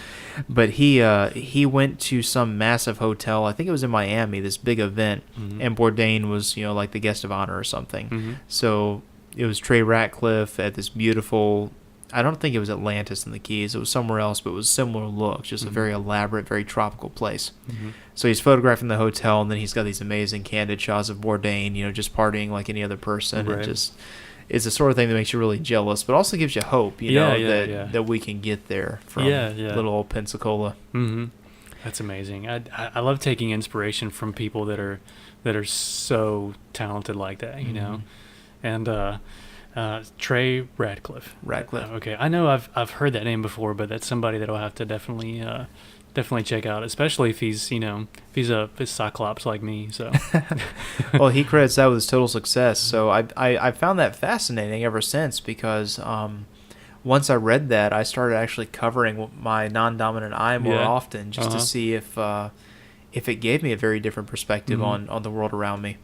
And I don't do it enough to really have that same intuitive understanding, but I do see a ton for someone who is visual as a photographer or cinematographer. I do see the advantage there because you relate to your camera so much better. I gotcha. Because I know working with two eyes, especially with a wide angle lens, I'll see something and be like, oh, that's a good shot, and then I take the picture and nothing lines up the way I expect. Okay. So I don't know. I mean, I know you had that happen at such an early age. I know you don't really know the difference at this point. But, no, really. But that would explain why some of your stuff looks so good, Thanks, because it's natural to you. I appreciate that. Yeah, I've actually never heard someone explain it like you just did. Where you have the natural relationship with your camera as it being a one-eyed basically look. So that's really cool for me to hear, honestly. And I was gonna say, it's cool having that perspective on it. As far as anything else, though, my depth perception is a little off. So it's not terrible to where I can't drive or anything like that. But I've really been careful tonight to pick up the whiskey glasses, slowly, because sometimes I'll reach for something and I'll either just completely knock it over or miss it, and do the crab hand grab. I feel like now I really need to check out that guy's stuff because that's going to be inspiring for me. Oh yeah, Well, and just as an image maker, his work's so cool. I know you'll dig it regardless. Even if he was like 20/20 in both eyes, his work is just so interesting. You'd still dig it. But no, he's a cool dude, and if it makes you feel any better, I've never noticed you crab handing or going slow for anything. Okay, So that's good. you That's know, good, man. no, I can't tell. Mhm. I'm not Sherlock Holmes, but I tend to notice things I've never noticed that. I appreciate it. I've worked hard to fix the crab hand move. Yeah. So your photography is awesome, though. Well, I you know? appreciate that. Yeah, really, man. Yeah, yeah. Whenever you asked me to come on a podcast, I was like, all right, cool. Maybe he'll give me some of his secrets. You know? Well, I mean, the secret is I shoot several hundred pictures of everything and Okay. see what sticks. Okay. Spray and pray. I got you. Yeah, spray and pray. Yeah. That's pretty much what I do with video too, man. Yeah. Honestly. The old buckshot approach. Yep. You know what's funny is, and I'm just noticing this, but I don't know what I really think looks good until I see it in camera. You know, Mhm. like I can't. Most of the time, I can't look at a scene, a setup, you know, and see the lights coming in from here and say, oh yeah, that's gonna look amazing. You know, with obvious things, I think, you know, I've learned by now. Okay, if you put them by the window, you're probably gonna get good lighting. You know, but for the most part, as far as angles go, I can't tell exactly what's gonna be what I really think is good until I look at it in camera. Mhm. And I feel like you have the ability to do that beforehand. You know, it just seems like that comes through in your photography for some reason. It feels like it's planned and very methodical. Well, I appreciate that. Most of the time, it's not very planned and methodical. Because I'll put it this way: when I'm shooting commercial stuff, if I have for lack of a better, I hate saying client because I'm usually Mhm. friends with most of the people I work with. I got you. But if I have a client, in quotes, air quotes here, that has something specific they need, I really feel that like communication is the biggest part of of any creative project. So just Mhm. making sure expectations are voiced so that no expectations are unmet. Mm-hmm. And I'm a big fan of, you know, from the filmmaking perspective of planning the shoot, shooting the plan, you know, Mhm. having a shot list, sticking to it, being economical with your time. Mm-hmm. Because, you know, shooting commercially, and you know this, you're selling a product. Right. That's like me at the hotel company. You know, at the end of the day, we exist to put heads in beds. And if I can scratch creative itch while doing that, if it adheres to brand standards, is in line with the company vision, cool. Mm-hmm. But if not, you know, I really have to swallow the ego and just say, okay, this is what we need. This is what we got to do. Only so Yeah. many hours in the day. Yep. By contrast, when I'm shooting for myself, I have a lot of itches I like to scratch creatively. I've got probably, between me and my wife, we have 3 Instagram accounts now for the different projects we do. Oh wow. Okay. I'll say we each have a personal account, then we Mhm. have 2 different accounts where we have our creative stuff. Mhm. Just, we realized, you know, we came to the conclusion that if you have too many different ideas under one Mhm. account, Mhm. people aren't, by and large, most people aren't creative enough to say, oh, so they do this, that, and the other. Yeah. Kind of like your Whisky Wildman. If you Yeah. had Casey Mitchell and Whisky Wildman doing, you know, if you had all that stuff under one moniker, Mhm. your response wouldn't be as good. Right. Because it'd be Right. like, oh, here's me and my wife, just left church, we're looking nice, this is our Yeah. picture at the restaurant. Yeah. Exactly. And then have, oh, here's a super creative race through the weeds to the Lefroy. Yep. People wouldn't jive with that so much, Mhm. but when you divvy it up, the response is a lot greater and more Mhm. focused. Mhm. So we have a lot of different ideas we like to do, so we have different accounts for it. So Hmm. I say all that to say, when we go for ourselves, we keep it way more loosey-goosey. And I like to work with people who aren't models per se. So if I have a creative idea I want to try, I'm more apt to go to a friend who does dance or a friend who just enjoys being on camera rather than someone who's trying to push themselves as a model. I got you. Because coming back to what we were saying earlier, when you have an idea in your head and you're trying too hard to, if you're being too aspirational towards something you've seen, Mm-hmm. it dilutes whatever creativity you might have if you just take the pressure off yourself and let yourself think. Mm-hmm.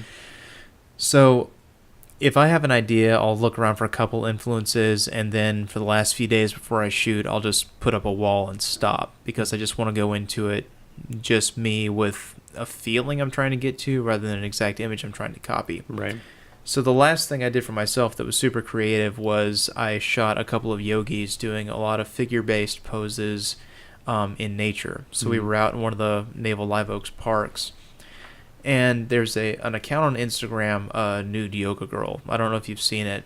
I have, yeah. It's yeah. absolutely amazing. Yeah. Beautiful photography, beautiful posing. Almost no actual nudity because she's so creative with the way she covers up. But just the gentle light, the composition. I think it's her fiance or boyfriend that takes her pictures. Okay. Just that relationship they have that creates that more intimate setting in the photos.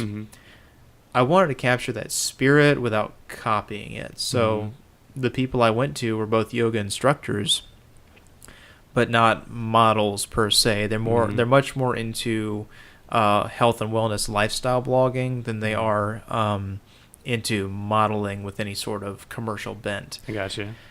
So they just brought a really fresh perspective to it, and I had the technical aspect down, but I kind of left it up in their court to decide what poses to do, and then I just incorporated the backdrop. It was very unplanned. So to bring it back around, again, I'm using too many words to express a simple point.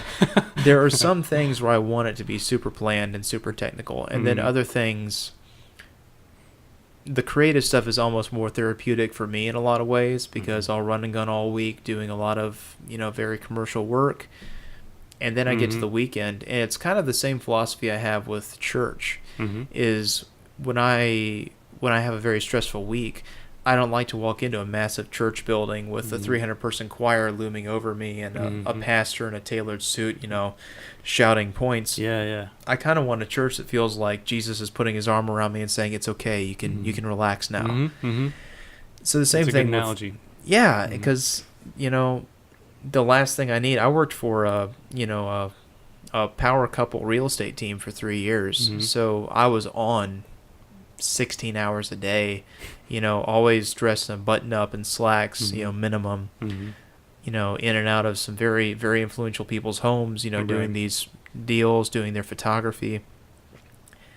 And it kind of sparked a very, I don't know what the word is. I don't think counterproductive is the right word, but it's in that neighborhood of, instead of wanting to play the game more, it made me more rebellious and wanting to be super dressed down and super relaxed when I was not on the clock. Gotcha.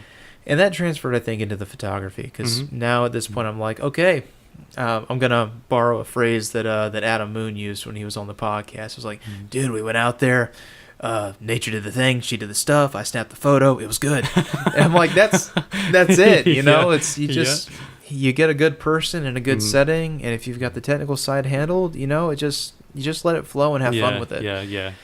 That's true. So, different strokes for different folks. I mean, everyone's different. Photography is so subjective. I will never say anything is good or bad. I'm going to say how effectively does it communicate what you're trying to do. Right. And so, there's some shots I see that intuitively I know where to put the camera and how to do it. Then other times I'm just feeling it out as I go. 'Cause it's just, again, if it's not commercial, it's more for me than anything. Yeah. If it comes out super good and everyone's happy, I'm really happy. Yeah, for sure.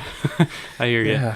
I get the opportunity to be creative with commercial work every now and then, just because of the nature, And with you, it's probably a little more challenging because it's hotels, Sometimes. In a hotel, yeah, just that area. I feel like it's you have more of a constant than what I do. I see in the professional life, different types of clients, like every week, like for instance, last week we met with a distillery, and I was, just geeking out the whole time, that I get to shoot this commercial that's going to run on TV for a distillery in Gulf Breeze. Guys, I've got this. yeah, right. I kind of felt like that, honestly. I was like, yeah, so maybe I should just let the salespeople go on now. Let me do my thing, y'all. Just go back to the office. So anyway, yeah. That's 1 week, and then the next week it could be a restaurant that all they want to do is shoot the atmosphere of the restaurant and no food, which doesn't make any sense at all. to not shoot food for a restaurant. But believe it or not, I've had it happen. Tells me their food's probably not awesome. Yeah. That's what I've been told. Is like, they're probably not trying to get people in with the food if they don't want you to shoot it. Yeah. So yeah, every now and then I get to be creative with that, and that's what's kind of keeping me there. Mm-hmm. I mean the company is great. Cox is a great company to work for. It really is, and I excuse me, I feel like if you approach the client in the right way, then and if you sell them on you to begin with, Mm-hmm. and your idea for their brand or their company, then you can almost sell them on just about anything.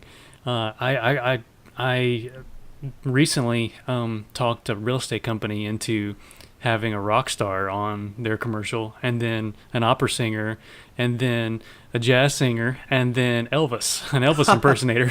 So Nice. and then a zombie actually. So yeah, like once they find out that the norm of the whole local commercial feel, is not what people pay attention to anymore. You don't Mhm. want somebody out front waving in front of the camera, with their brother and their sister and their uncle and their kids and their grandkids, like, Yeah. hey, this is us and this is in front of our store. We're waving at the camera. Yeah. That's the local commercial right there. And once people realize that that's not what really brings people in the door anymore, and they let the producer and the director do what they should be doing, which is building their ad, and creating something that people are going to pay attention to on TV, then it really works out well for everybody. And those are those times that I'm really like, okay, I love my job, like this is amazing. I get to work with actors today, and there's a zombie coming in at 4:00 today in the studio, so this is going to be a fun week. Yeah, for sure. Mm-hmm. Yeah, that's and that's something I've been happy about, because I see some of your commercial work float through Instagram. I actually cut my cable. Annie and I just do Netflix and Hulu now, Gotcha. so Yeah, I don't see many local Yeah. commercials. But Mhm. when I saw that you were shooting it with a really nice gimbal, and you had this Mhm. amazing setup of like the gimbal with some Mhm. lighting Yeah. and your monitor, I was like, oh, that's legit. That's not Yeah, that's yeah. not the local TV crew lugging in a broadcast camera Right, anymore. right. This is like they're Right. actually doing something good. Right. So Yeah. I'm yeah. glad to see it go in that direction. Yeah, me too, man. I really am, and that's definitely the direction that we're trying to go to. So yeah, that's why it's so hard to just want even really want to step out and do something like freelance full time, Mm-hmm. or say, okay, you know what, I'm just going to give this up and move to Hollywood and try and make it in the film industry out there, or even to New Orleans or Atlanta. Film industry Mhm. is huge out there too, but that's what makes it hard, is because you get to work for a company that gives you a steady paycheck, Right. and you get good insurance, and you get to be creative to a point as well. So it's definitely good work, and there may be a time where I feel like that's not enough for me anymore, but Mhm. right now it's not it. I'm pretty happy doing whiskey photography and wedding films, to be honest. Yeah, and wedding films are something that there is such excellent money there, that even as a supplementary income or Mhm. side hustle, that Oh is yeah. a wonderful market to be involved in. Yeah, for sure. We're in a destination wedding place as well. Mhm. I mean, just the whole Gulf Coast is amazing. Everybody wants to be married on the beach. Mhm. The challenge is making those beach weddings look different from each other. Yeah, this So. is very true. Mhm. And I deal with that. I still, I try to advertise through my website, through the kind of work that I make available for public consumption, that I have more of an editorial bent towards my work. If you pull up my website, it's 4 banners to go to different sections of my portfolio. Gotcha. And the first one you'll see is editorial, and it's a picture. You don't know it from the picture, but it's of a drunken oysterman in Apalachicola swinging a hammer in a forge. Nice. And that was good old Rodney, and he'll never hear this, so I'll say this, but he was about, I watched him suck down and crush 8 Coors in front of me All right. while he was operating a forge. This is a guy who was raised on the water, just Mhm. tough as nails. And and of course, the first picture you see is him swinging his hammer, forging points for oyster tongs. Mm-hmm. And have you ever been over to Apalachicola? I have, yeah. Yeah, so you know the oyster industry over there. Right, well, Rodney's one of the last people making the tongs that they use on the oyster fields. So he's hammering out the points to use for the oyster teeth. In fact, that's one of them on the table right here that was on a necklace chain that recently broke off. I need to fix it. But that's one of his oyster points. Nice. And so that's the first picture I have, because that was from an assignment that me and Terry did for National Fishermen. Right. And of course, I put that front and center, and then the marketing and branding photography I do. So then you see like Old Hickory, you know, big beautiful bar. Yeah. We styled it really well, because when they made the Whiskey Advocate Top 40, we took all new shots of the bar, just architectural. And then I put all the wedding stuff last. Right. Because right. I don't want to be called out just to do, you know, family portraits on the beach and stuff like that. But no matter how hard I try, there's the bulk of the emails I get are for people who want to put on their linen pants and their white shirts and stand on the beach. So it's a constant battle on my part to give them what they're asking for, but then somewhere in the middle or the end, coax them and just say, "Hey, I got an idea. Let's do this, and put the sun behind you, and like kind of silhouette you and make it kind of cool, and little things like that that'll just to look a little less Olin Mills, you know, because that's the blessing and the curse of living in such a beautiful beach area is that everyone wants what they've seen done for 40 years. Yes. And the problem is that's been done for 40 years, and people like you and me just don't want to do it again. Exactly, man. Yeah. Or maybe we should bring back the Olin Mills look. Or maybe we should. You know, that could be huge again, man. It could be, you know, there's not a big market for it anymore, so that could be it. Yeah. Get everyone like lounging against the dune with a nice harsh flash glare. Yep. Make that sunset look like nighttime behind. And then the opaque, you know, big face in the corner. So. Oh yeah. So yeah. Maybe some lasers. Oh man, there's got to be a cat or a dog somewhere in there though, for sure. Yeah. Like in the family photo. Oh man, I need to show you a video once we get off mic of. Have you seen the little picture of the Jack Russell Terrier that's throwing his head back and forth walking out? Yes, I have. Have you seen it mixed with Eminem and Nate Dogg's Shake That? No. Oh man, we're watching some YouTube when we get off All mic. right. You're gonna like it. All right. But no, man, it's a challenge though, because this is such a saturated area. I was in the last wedding I shot. We were over in the Pensacola Historic Village, and I said, you know, I love y'all are so cool. I'm really glad we met up. I'm glad I get to do your wedding, because I'm really not even advertising too hard for it. Because they actually found me through an article I wrote in 2015 about the film ordinance in Pensacola. I wrote this open letter to my city councilman for this area because it was very obvious that it was not a maliciously intended ordinance. They just wrote that anyone who's doing any kind of commercial photography or video needs to get a permit from the city. Right. Well, they left everything completely undefined, and you could tell that it was one of those things that was rubber stamped in City Hall because they thought it would mean that the mayor would get to have lunch with Spielberg and pull in another Jaws movie to Pensacola or something. Yep. So it's not like I thought it was malicious, but I knew if we didn't make a big stink about it, that it would get signed through, and then it'd be a headache we'd have to deal with, you know, because the police would be, well, we don't want to, but we got to enforce this. Yeah. You know, and then they would have to do damage control. So I was able, I've never had anything go remotely viral, but I put this online. I stayed up till 3 a.m. writing this open letter, mailed it to Councilman Johnson, put it on my website as a blog entry, shared it to Facebook. Right. And the whole world started sharing it the next day, and I got a call from the P&J, and then I was actually me and Craig Meadows from the Florida Production Group were called in to be on WEBY and talk about it a little bit. Me because I wrote it, Craig because he's a working professional shooting commercials full time. Right. And, you know, as a result of these concerted efforts of all the creatives in town who could getting to the city council meetings and making a show of it, they realized how poorly thought out it was, and they kiboshed that ordinance and said, we're not going to worry about it anymore. Just keep doing what you're doing. Right.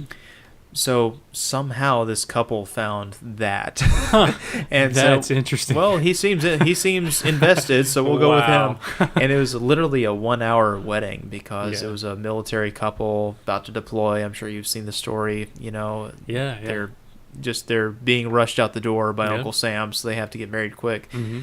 And I say all that to say, I was shooting their portraits downtown, and I was like, I love that you found me because y'all are cool, and the way you found me is bizarre, and I like it. Right. But, I don't even advertise weddings anymore because, the best wedding photographer is literally 5 blocks that way, and I pointed toward Aislinn Kate's studio. Oh, yeah. And they had heard of her a little bit, but, she's the person that gets flown to Greece, Oh, to yeah. photograph Yeah, weddings. yeah. So this is just the kind of market where not only is it oversaturated, but we also have standout talent like Aislinn, who has an amazing team working under her as well, and I respect the hell out of her, and I almost don't want to shoot weddings in Pensacola because I know she's alive. yeah, exactly. You're doing a disservice because it's not as good as she is. I hear you. So I feel the same way about video stuff, and even some of the people in Pensacola, same exact way. I'm like, yeah, it's not as good as this guy. So I don't know if I should really be doing it, but. Have you met Demetrius over at Story Live? You know what, man? I've actually never met Demetrius, and if he ever listens to this, it's going to be hilarious if we still haven't met. But we're friends on Facebook and we're friends on Instagram. Never met, but I'm pretty sure we creep on each other's stuff because I like his photos and his videos all the time. Yeah, he's a great filmmaker, great wedding filmmaker, and I'm a little jealous of like how good he actually is, Oh yeah. And we have mutual friends that are like, oh hey, do you know Demetrius? And I'm like, no, I really don't know him, but I kind of know him, yeah. And it's funny, I've met several people that know him and talk about his video work as well, and say yeah you should totally, you guys would definitely get along, but I've never actually met the guy. So y'all have some similarities. I mean, he's he's shooting on a Ronin. He's shooting similar to the setups I've seen you shooting with. Right. He's actually the contractor for Innisfree, so like I see him quite a bit because he'll come in. Because I can do video, but I haven't made it my thing, and that's definitely his thing. Yeah. And also, I'm spread so thin. Like even if they wanted me to do it, I don't have the time. I hear you. So he's in and out. If we have a big project, especially if it's like a corporate style video or something, he's also extremely good at those. Right. And he's the one who you really get jealous of, not just because of how good he is, but because it's created a very relaxed lifestyle for him. So he'll shoot a wedding on a Saturday, edit 3 days a week, and the rest of the time he's just shirtless, chilling with his kids, playing Lego Star Wars or something. I mean, he's just you think he's 22 and in college, just because how he's a fun dude. And never seems to be weighed down by anything. Right. But this is a guy who's probably pulling in 6 figures a year and just is smart with his money, so he's got very little to worry about, so he just hangs out and has a good time. That's the goal right there, man. So yeah. I mean, maybe I do need to meet this guy like in person and just get him to release all of his secrets to me. So. And that's the funny thing. He doesn't even have secrets. He's just good at it. You can watch him. Like I bumped into him at Old Hickory before. He was shooting a wedding. Like I don't even think he drinks really. I know he's a worship leader at his church, but he. I hate him even more now. I'm just kidding. He's multi-talented, that's for sure. He's a funny little dude too. Not too tall, very compact, but just goofy and funny. That's awesome. He's a weird combination of redneck and hipster. He's from Oklahoma, and he's always talking about guns. Huge Trump fan, But then when he like cleans up, he looks like a total hipster. Yeah, that's funny. So he's hard to pin down, but he's just a fun guy. But I saw him come in at Old Hickory because the groom and his guys wanted to come in there for like an inaugural shot before or after the wedding or something. Right. So you see him in his working environment. He's just like, yeah, dog, I'm here. Yeah, and he just shoots through with his Ronin in suitcase mode. Just following guys up to the bar. It's super straightforward. He intuitively knows the shots he needs. Yeah. And he's shooting for the edit at all times, so he moves really economically and just he's got it. That's he's just cool. one of those guys. That's really cool to be at that point for sure. I feel like I struggle with the fact that I've got this camera in the middle of everybody and everybody's staring at me. And And that's something I know it really isn't a big deal, but for some reason it is to me, because I never want to be, maybe this is what it is, but I never want to be the center of attention. Mm-hmm. I mean, even though I'm there, just say I'm getting paid by the client. I'm there for a reason, and I have all authority to get people to move around or to direct anybody in any way. It's still awkward for me to do that, and if there are the public is around that don't know I'm actually there for that reason, Mm-hmm. that's why I've struggled with doing like YouTube vlogs, honestly. Right. I mean, I look at people like Casey Neistat on YouTube, and I'm like, man, I could totally do that. I know how to do that. Yeah. But I can't do it. It's weird for me to be like that turd with a freaking selfie camera, saying, oh, this is where I am today. I've got a Joby bound over there because of him. nice. Yep. Yeah. So that's a challenge for me. So if Demetrius can do that, if he can walk in and be like, yeah, and just own the place, then yeah, I need to get to that point for sure. I mean, I've found one trick that works really well for me. I wouldn't even call it a trick, and it's not even a technique. It's just something that works. Mm-hmm. Is, I'm naturally fairly introverted. For me to like get up in front of people, I can do it, but I have to like turn it on. Right. So when I'm doing a wedding, I'm a version of myself that has to be more extroverted. Mm-hmm. And what I've found is when I get there and I kick things off by either being brutally honest to a question to the point where it's humorous, or just cracking the most inappropriate joke I can think of as soon as I can. Yeah. People find that if it's the right crowd, and I've been really fortunate this past year that every wedding I've shot have been really laid back, really fun people. Mm-hmm. If it's the right crowd, they respond to that in such a way that even if they're talking to me, they're engaging with me and they're not like looking at the camera, because I've made the camera completely an auxiliary element to the agent of chaos in the room that I've become. So at the very least, people's eye lines aren't on the camera. Okay, they're looking past it. So, if someone says, hey, you made it. How's the day going? I'm just like, well, you made me put on pants, so it already sucks. I'd be home playing video games if I weren't here, and they know I'm joking. So, of course, they laugh, and then they realize they can have fun around me and they don't have to worry about me. Right. That helps them in the sense that they're not looking at my camera anymore. They're engaging with me, so at the very least, their eyes are going past the camera, and for purposes of the image, they could be talking to anybody. Mm-hmm. Yeah. I do the same thing, not to that extent, to try and be like another version. I like that a lot. I think I'm probably going to steal it from you, honestly. Do it. To be the another version like that. I'm here to help. But but I do that to an extent. Whereas I use that's what she said jokes. Oh, I love those. So yeah. So sometimes it doesn't quite work out so well though. Like I just shot a wedding a couple weeks ago, and no, sorry, it was last week. Last week I shot this wedding, and they didn't seem to warm up to the that's what she said jokes the whole time, even though I kept cracking them, and they seemed like that type of couple that they would get them, but I get the camera out and I shoot with a Sony A6500 and a Zhun crane right now, just a pretty small setup, and which is amazing that it's even that small and you can get the cinematic look that you can, like it's incredible. I can't wait to see what's going to happen with it, or with the future of it rather. But so anyway, I pull out the camera and the crane, and I start getting shots, and somebody says, man, that's smaller than I thought it would be. And I'm like, yeah, that's what she said. and I say it loud enough to where, I know people can hear me. Yeah. But it's like, just like crickets. So I'm thinking, okay, I know these people aren't like super straight and narrow folks, like they're pretty laid back. So I wonder why they didn't go over very well. And so I just continued the that's what she said jokes through the whole time. That's always my fallback, and most of the time it works pretty well. But anyway, maybe I should just completely focus on getting their mind off of the camera all in general, and that'll be good as long as they're not focusing on me shooting them. Yeah, So. I mean, for me, it can get to the point where it's just a Hail Mary, just so they're not looking anywhere but where I want them to look, you know. So, and I'll even be sometimes self-deprecating about it. I'll be like, "Oh, that one fell flat, huh? Well, that's okay. I'm just here to entertain myself. You know, you can laugh if you want to."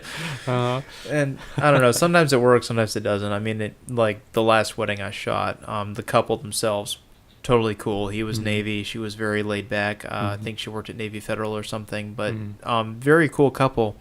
But I could tell there were some tensions with the family. Like there was on her side, I think there was her parents had been divorced at one point, and I don't think I picked up on that until it was too late when I was like arranging people on where to stand. I gotcha. And so I could tell they weren't really having it, you know, so much. So I was very straight with them. Then once we got shed of the family, you know, then I was able to cut loose a little bit and make the couple relax. But no, I mean, you know, it's not every situation is going to be the same, but there are a few things that I love that you use that's what she said, because there's always those few things that do the job. Because yeah, that's usually the one. That's what she said is awesome on its own, but because of its association with The Office now, I mean, people just have nothing but warmth for it. Yep. Jim, I think I know who made the first That's What She Said. Really? It was Alfred Hitchcock. No. So I found this old, someone put it on YouTube. It was, I think, 1920, a sound test. And it wasn't That's What She Said per se, but it was like an early variation of it. So Hitch had this, it was one of the actresses, I think it was from, it was one of his early films. I'm blanking out on which one, but it was one of the early ones that there was a murder on a train. And the lead actress he was working with had never done a talking picture before. She had been a silent actress. So he's bringing her to this overhead microphone. You could see it hanging just in frame. And of course, Hitch was always completely comfortable with himself, so he's like standing up there.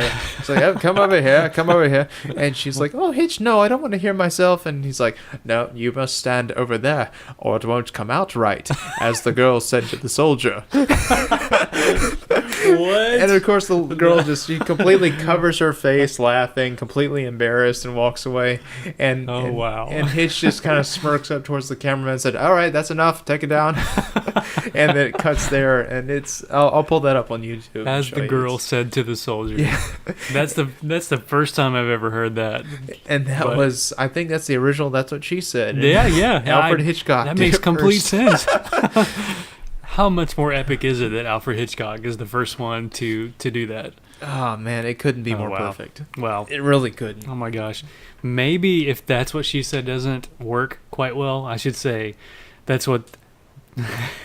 See, I got to get it right now. That's what the man said to the soldier. Wait, sorry. See? Well, it's 2017. That works, too. Yeah, that's true. That's what the man said to the soldier. Okay, yeah, that should probably work if That's What She Said doesn't work. As one sailor said to the other. That's it. That's what I'm going to use. As one sailor said to the other. Okay. Well, I heard another really good one that was Stephen Fry when he and Hugh Laurie were doing their sketch comedy show, A Bit of Fry and Laurie. They would do these random man on the street things where they'd be wearing different costumes, and you'd always hear the answer but never the question. And there was one where Stephen Fry was dressed up as a pervy vicar. You know, he had the collar but a bad haircut and had his hands up kind of weird, and he was saying, says, let me press you to a cream slice, as I once said to an actress. And just so bizarre. The fact he was wearing a priest's outfit made it so strange. But little things like that, like I've accumulated those over the years, and I've created almost a persona at work where I know no one's gonna get it, so I just whip them out constantly just to keep people going, huh? Who is this, and why do we feel safe around him? Right. Sometimes I'll just dance randomly too, you know. There you go. See, I can't do that. That's one thing I can't do. Yeah. Well, I mean, most of the time at weddings, even during the ceremony, they'll have music going, and just to kill the awkward silence, I guess. So of course, if I've got all the shots I want to, and I want to get the attention off the fact that I've got a camera in people's faces, you know. Sometimes I'll just like start to like do a little dumb looking jig, like I can't really dance, like I'm very much a white dude, from West Virginia, and prove it every time I go to a wedding that I'm not shooting. So yeah, that usually breaks the ice a little bit too. Is doing some sort of weird, like two steps. So, so you can have that one for free, by the way. Okay. No. Well, I'm still not going to try it because dancing is not my thing. Which my wife did like competitive ballroom dancing for a while, wow. so we're Okay. extremely mismatched in that regard. It took me 6 weeks of dance lessons to get through our wedding dance. Oh wow. See, I did karate for years, so if it doesn't involve keeping your guard up and kicking someone, I'm kind of useless on my feet. That would have been fun to see that you introduced that during the ballroom dance at your wedding, though. Yeah. Some sort of kicking and karate moves. That I feel like that would have set a poor precedent for what people expected out of our marriage. It's like, he's a domestic dispute kind of person. He just roundhoused her in the face. Why are we still seated? Should we be calling somebody? Oh man, no, I had a Pensacola police officer at my wedding. That would have. Oh, gotcha. Yeah. On every level, that would not have been well for me. How long have you guys been married again? It'll be 3 years this October. Okay. Yeah. Yeah. So, and you guys been married for almost 13 now? Actually, this is 10 years. This is 10. Okay. Wow, Yeah, milestone. Yeah. It's 10 years. Well, it is kind of a milestone.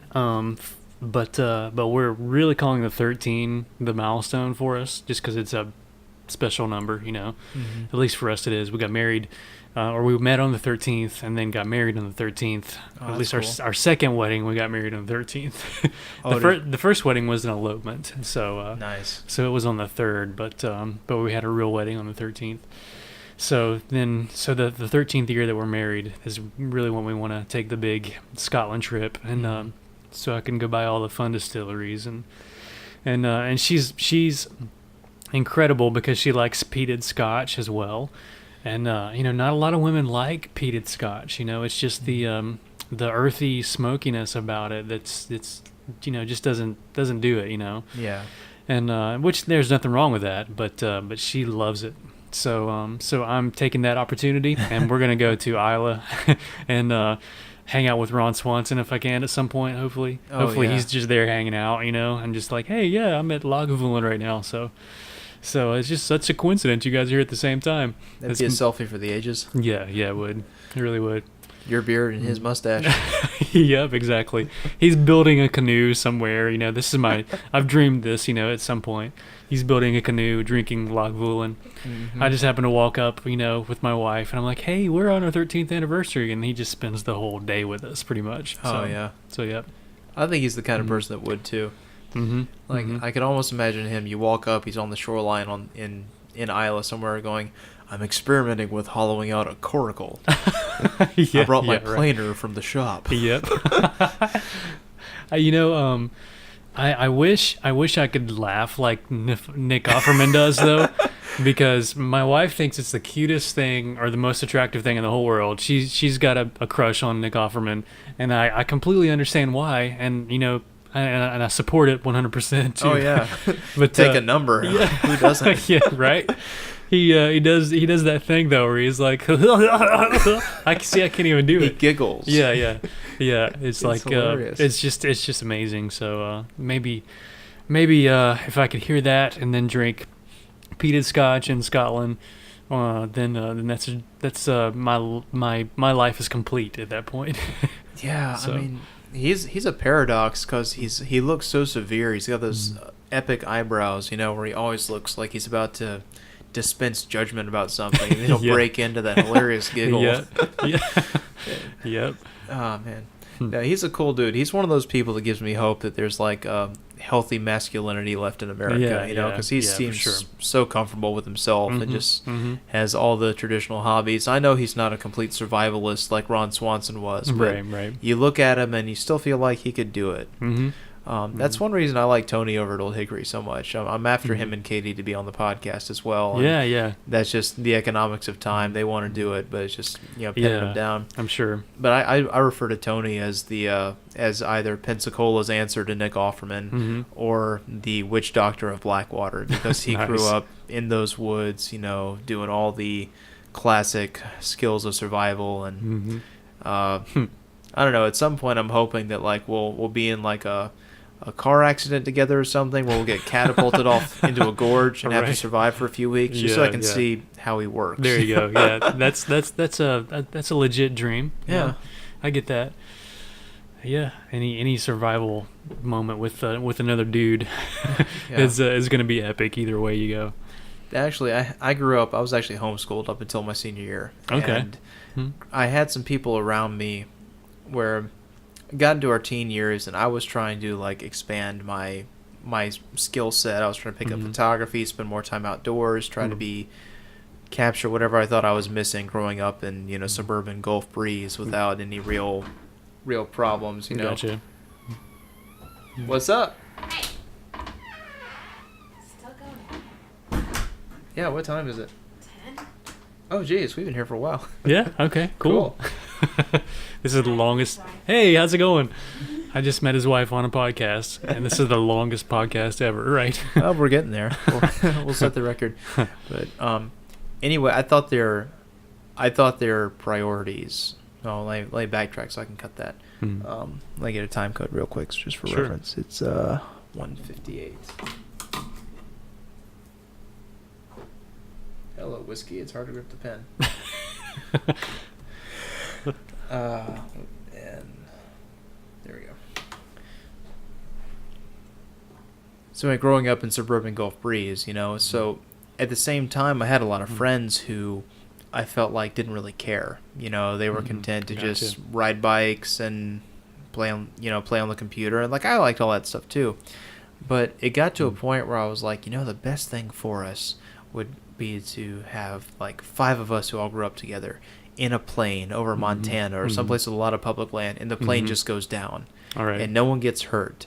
But we realize that we have to survive for a week Mhm. to hike back to civilization Yeah. using nothing but pieces of rock, some seat belts from the plane, and a Yeah. knife. Yep. Because I feel like Yeah. that would realign all our priorities and get us in touch with real life Man, again. yeah, I feel you there. That's awesome. Hmm. That never happened. But a guy can dream. Yeah, for sure. Yeah.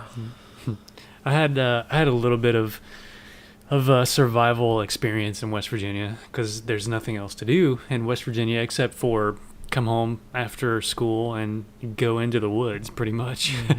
So that's what my friends and I would do, and that's where I first discovered moonshine was with my buddies in the woods just after a day of school, and we killed everything whenever we'd come home on a Friday and then go out in the woods for the weekend, come back Sunday night, and we never took any food with us. We'd take water sometimes, but most of the time we would never take much food.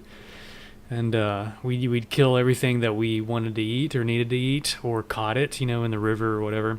And that was some of the best times, honestly, man. Like I really rely on a lot of those memories, and there's just something about that. So I completely get it. How there's that survival dream is out there, and Yeah. you do want to be in that situation where you're like, yeah, I kind of want my life to be in danger, so I have to survive, but you really don't at the same time.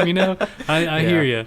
So yeah, but I was also an Eagle Scout for a little while too. Oh, wow. And well, still an Eagle Scout, I guess. But for West Virginia for a little while is when I got my Eagle Scout, and then I moved away from West Virginia. But it's fun because they put you in those situations where you do have to survive, and and I'm sure there's no real danger, when you're getting your merit badge from an Eagle Scout, but they make you sleep, in remote places with no one else around, and you have to build a fire from scratch, and you have to catch what you eat, and boil water, so that Right. you don't dehydrate. And it's that was some of the most fun I've ever had, just doing that sort of thing. Oh, I bet. I can only imagine. I had a cousin who was an Eagle Scout, Mhm. but I never got into it myself.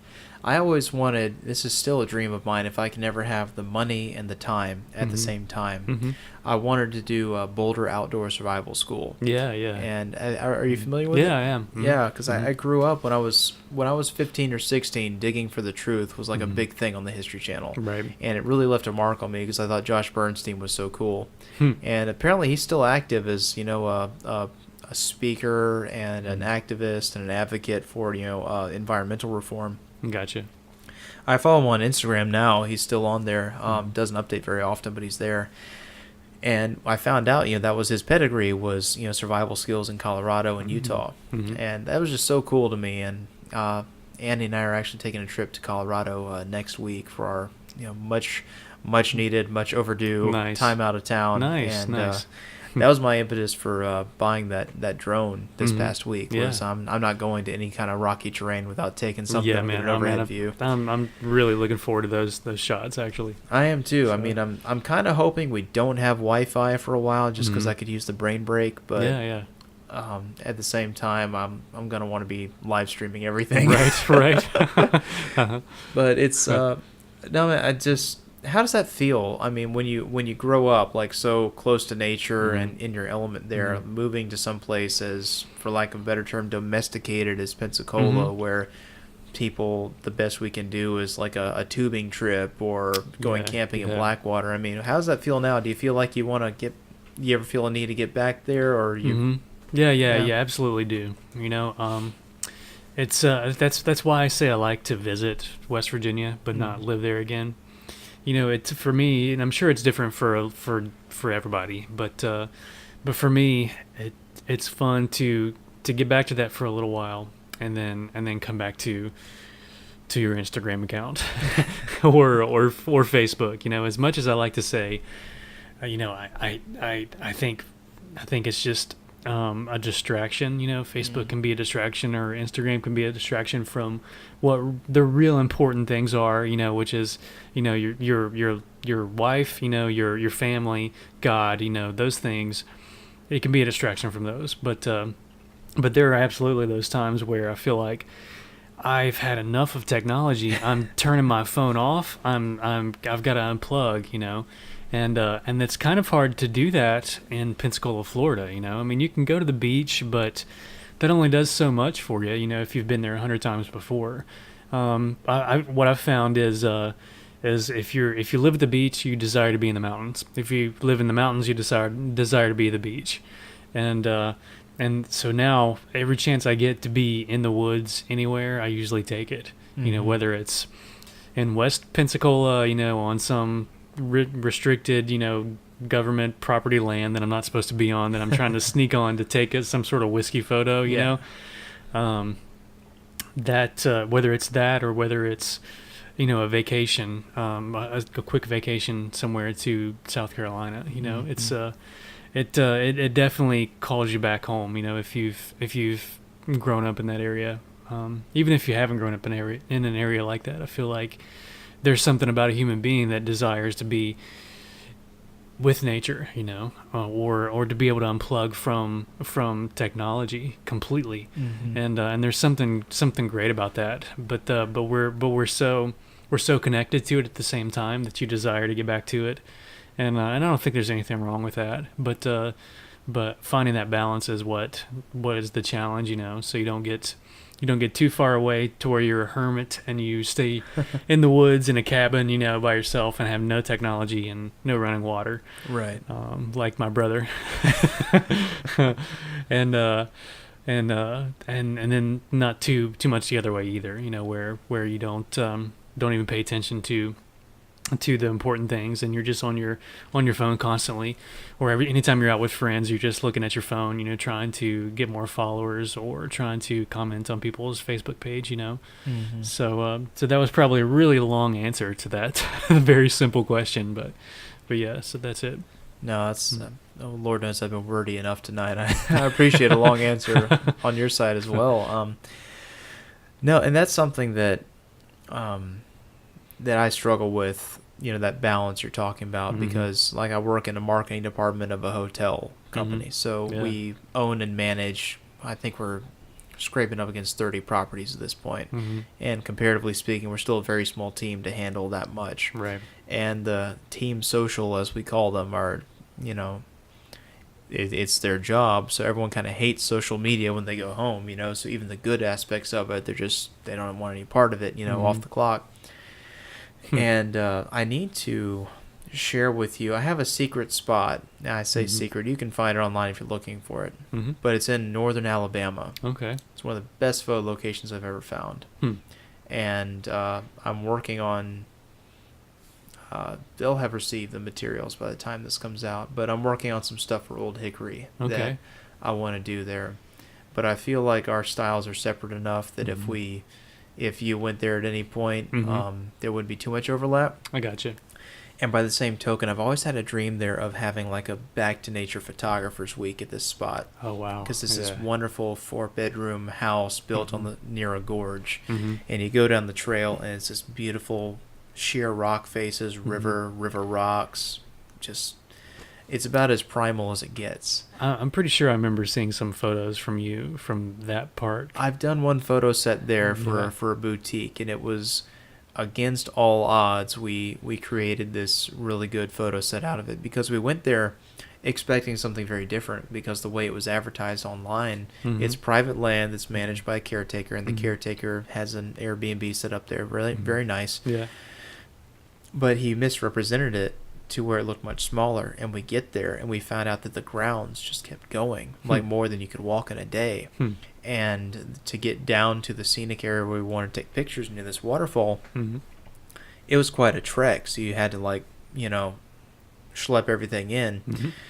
And I said to the caretaker, this is the most beautiful place I've ever been to, and it's absolutely perfect. But I totally did not expect this. And he claims he's from Birmingham, but he's got an Austrian accent. And he was like, yeah, I kind of do that on purpose. I don't want people to come in here and tag it and, spray paint graffiti on the gorge, which people have done from the neighborhood. So I do that on purpose. And I was like, well, I see your point. I'm really happy about this, but I've got a whole shot list I'm scrapping and rewriting now because I have so much more to work with than I thought. Yeah. Yeah. So I need to show you that, because I feel like you and Lo could work some real magic there. Yeah, that'd be fun, man. Yeah, I'd appreciate that. Excuse me. Yeah, any special secret area like that around this town, within 100 miles, honestly, I'd be very much appreciative of.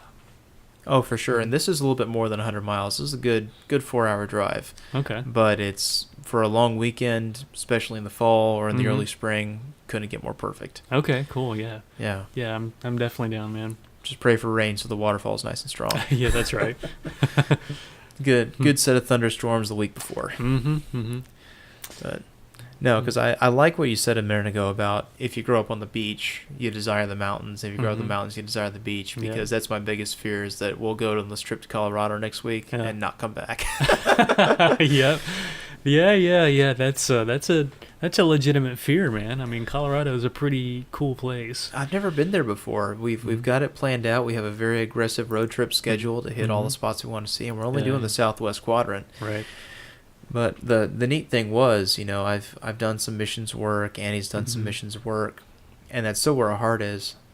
And I had a really cool meeting. I'm doing a one-on-one discipleship with a dude from my church right now, and then another person he works with came in, and he works with a group called the Navigators that are based out of Colorado Springs.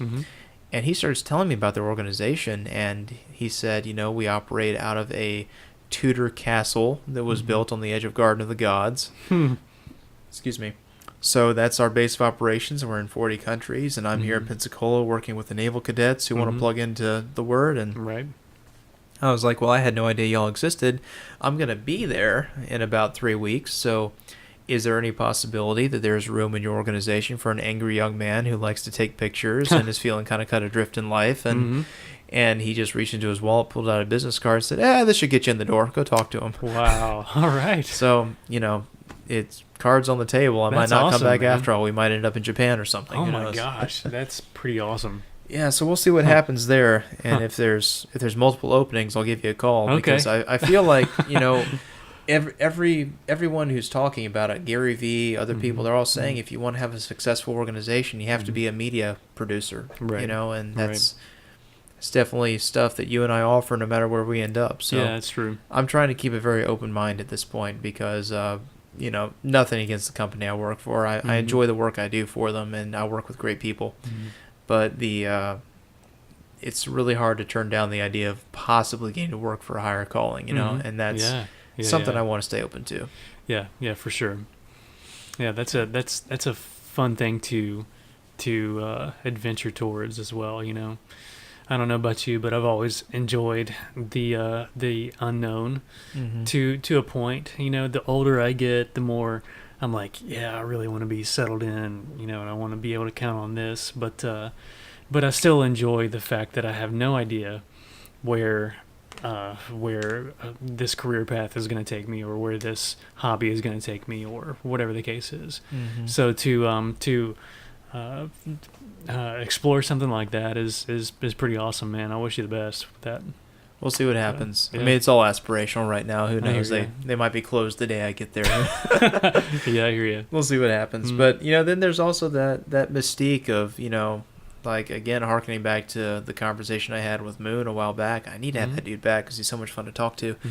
But, you know, he's in his 50s and he's never sold a picture because he's chosen. Well, he sold one, but he's never sold one of his portraits because he's just chosen not to. Right. Like, if he disrupts the purity of what he's doing, you know, that who knows? It's almost like a biblical prophet. You know, there's certain things they weren't allowed to do because it would disturb the relationship they had with God. And Moon is by no means a prophet and doesn't even believe in God, but I feel like there's some overlap in the sensibility there. Yeah, I like that.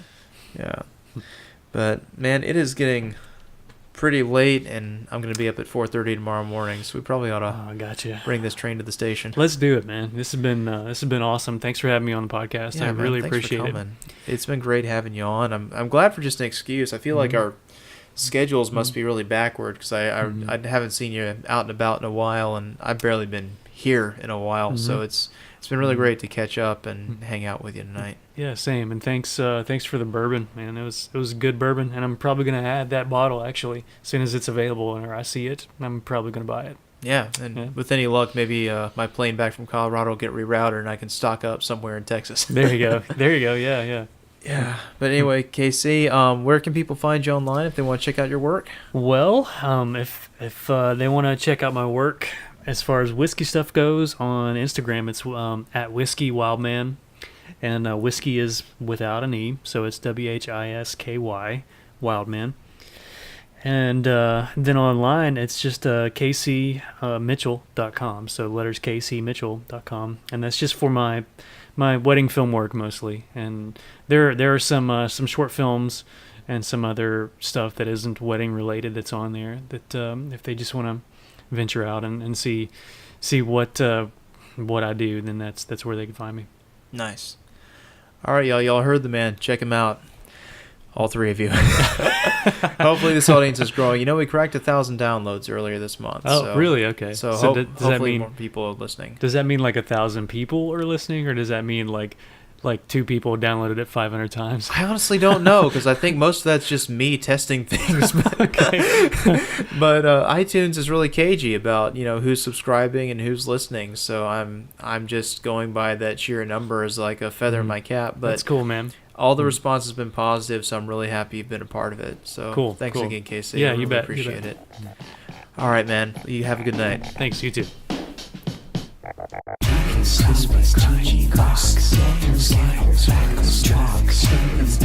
Browser box, keyword lighter, fantastic.